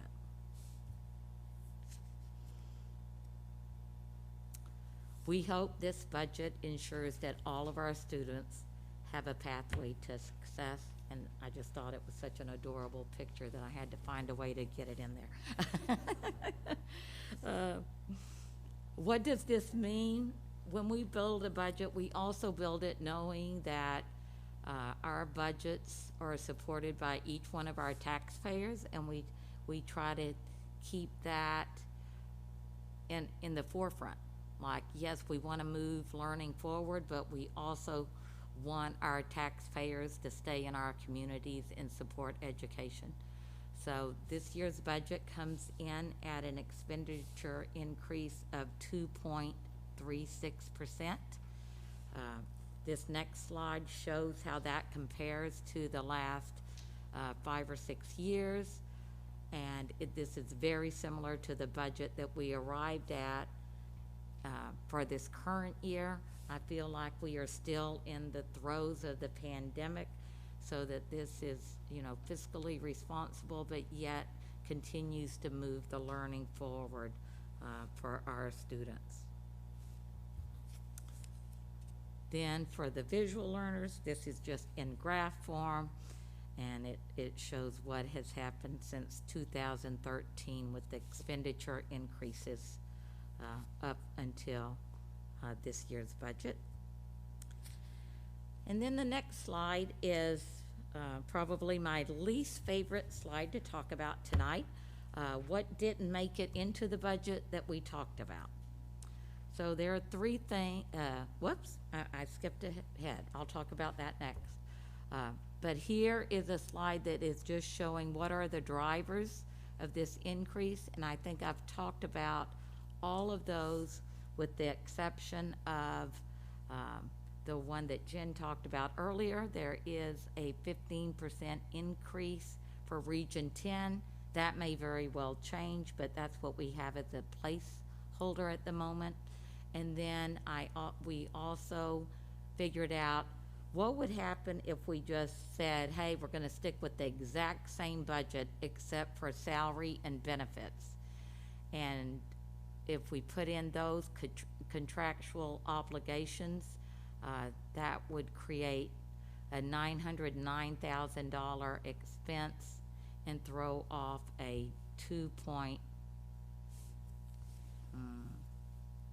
I think that's supposed to be a 2.6% increase. So now, what's not in the budget? So the administrative team had a robust discussion about these next three things, and we decided that we do not want them in the budget for this upcoming year. The remote learning option.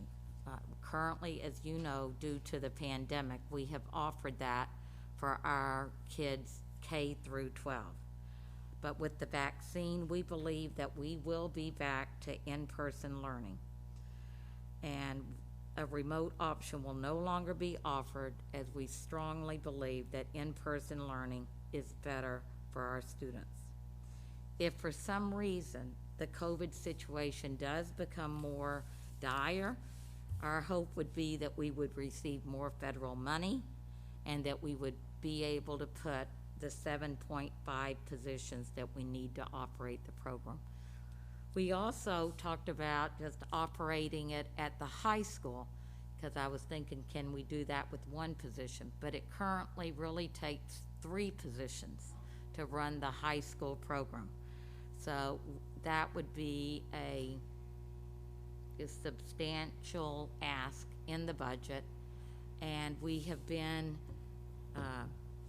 pretty strong in our belief here at the high school that the only time we offer remote learning in non-pandemic times, which we're hoping September will be, is that when there is a course that a student wants to take that we don't offer, then we have a way to give that to students. Or if students are needing credit recovery where they have failed a class, and then we have a way to help get them caught up through a platform that's called Play-Doh. So it was talked about a lot, but in the end, we feel strongly that this is not being included in the FY22 budget. The next position that we talked about was an additional data person. Paula Roberts is our data person that does the scorecard, a lot of the state reports. There's a lot of Power School, and there's no doubt that she could use some help, but we're really hoping that with the additional tech person, that with that restructure and training our administrative assistants, that we may be able to meet that need, and we feel like before asking the taxpayers to fund that position that we should try some things. And so that was in the original list of requests, but once we debated the pros and cons, we decided not to put that in the budget. The last position that was talked about on the administrative team was around a stipend for a performing arts coordinator. We discussed this at length and feel like we're a year away from asking for a position like this, because we really have not met with the teachers and the administrators and vision of really what might that look like. And I think that's because we've just been super focused on the reopening and a few other things. And so we do not feel like at this time that we want that request in the FY22 budget. So that is pretty much what we talked about. The things we still don't know are the unknowns, and we talked about the Region 10 already. I don't think we ever know by the time you adopt the budget what the property and casualty insurance increase is going to be. But the 2 things that are really hanging out there that will have an impact on the budget will be teacher negotiations, which we're just beginning. And the other thing that we do not know is where the state is going with the MLTI funding. They have discussed this. If you remember last year, they had a pause year, but they still have not figured this out. So we've put a number in the budget, and we're hoping it's enough. We don't know if it's too much, but that could be something by the time you adopt the budget that number may change. Our budget timeline: next week, you will be hearing from Durham, Freeport Middle School, Freeport High School, and about the athletic program. We kept a similar timeline as last year around giving the community plenty of opportunity to give us input about their opinion about the proposed budget. Our first Q&A is on March 17th, but as I said tonight, we have a Q&A next Tuesday, so that there will be an opportunity there for the community to ask questions if they come to the Zoom link. But we also have several board meetings where in April where they can come in person and have their questions answered if they prefer that, rather than, you know, speaking just through the mic. And so then we also are looking at the annual budget meeting May 26th. There is talk of them still doing it the way we did it last year, but I don't have any final decisions around that yet. So I will keep the board updated on that. And then we have our budget validation referendum vote on June the 8th. We hope that you can support this FY22 budget as we try to continue to strengthen and build pride in RSU 5. And that is our budget presentation. Okay, thank you for that. So obviously a lot to process.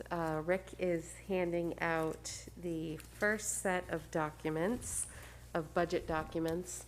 I know there was discussion about the packets of paper and maybe not handing out the full budget every time a change is made. Ooh, look, bigger paper this year, so we can see it. How nice.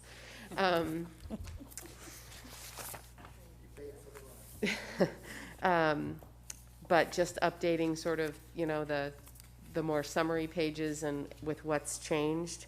But obviously this is the first view, so this is the full package for everyone to take home for their reading pleasure in advance of our first set of presentations next week.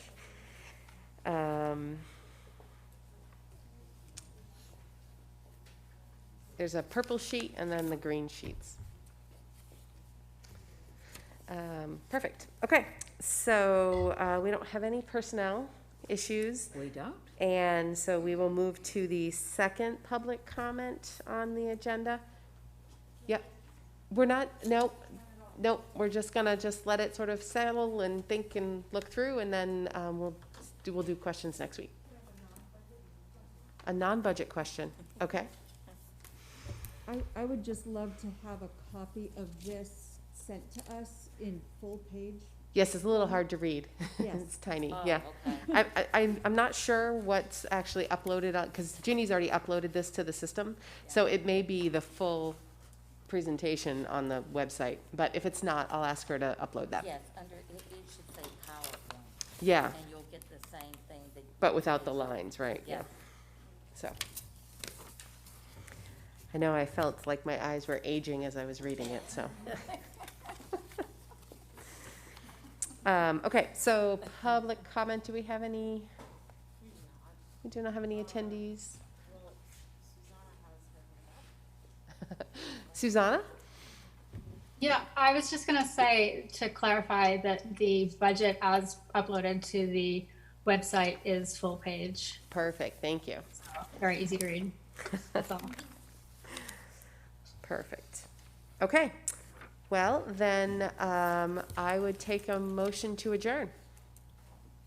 Jen, Maddie, thank you. Jeremy? Yes. Candy? Yes. Lindsay? Yes. Jen? Yes. Susanna? Yes. Angela? Yes. Beth? Yes. Maura? Yes. I vote yes. Maddie? Yes. And Liam? Yes. Liam doesn't usually get to vote to adjourn. We got it in under the wire for him. Yeah. That means we're doing a good job. All right, thank you guys. Drive careful.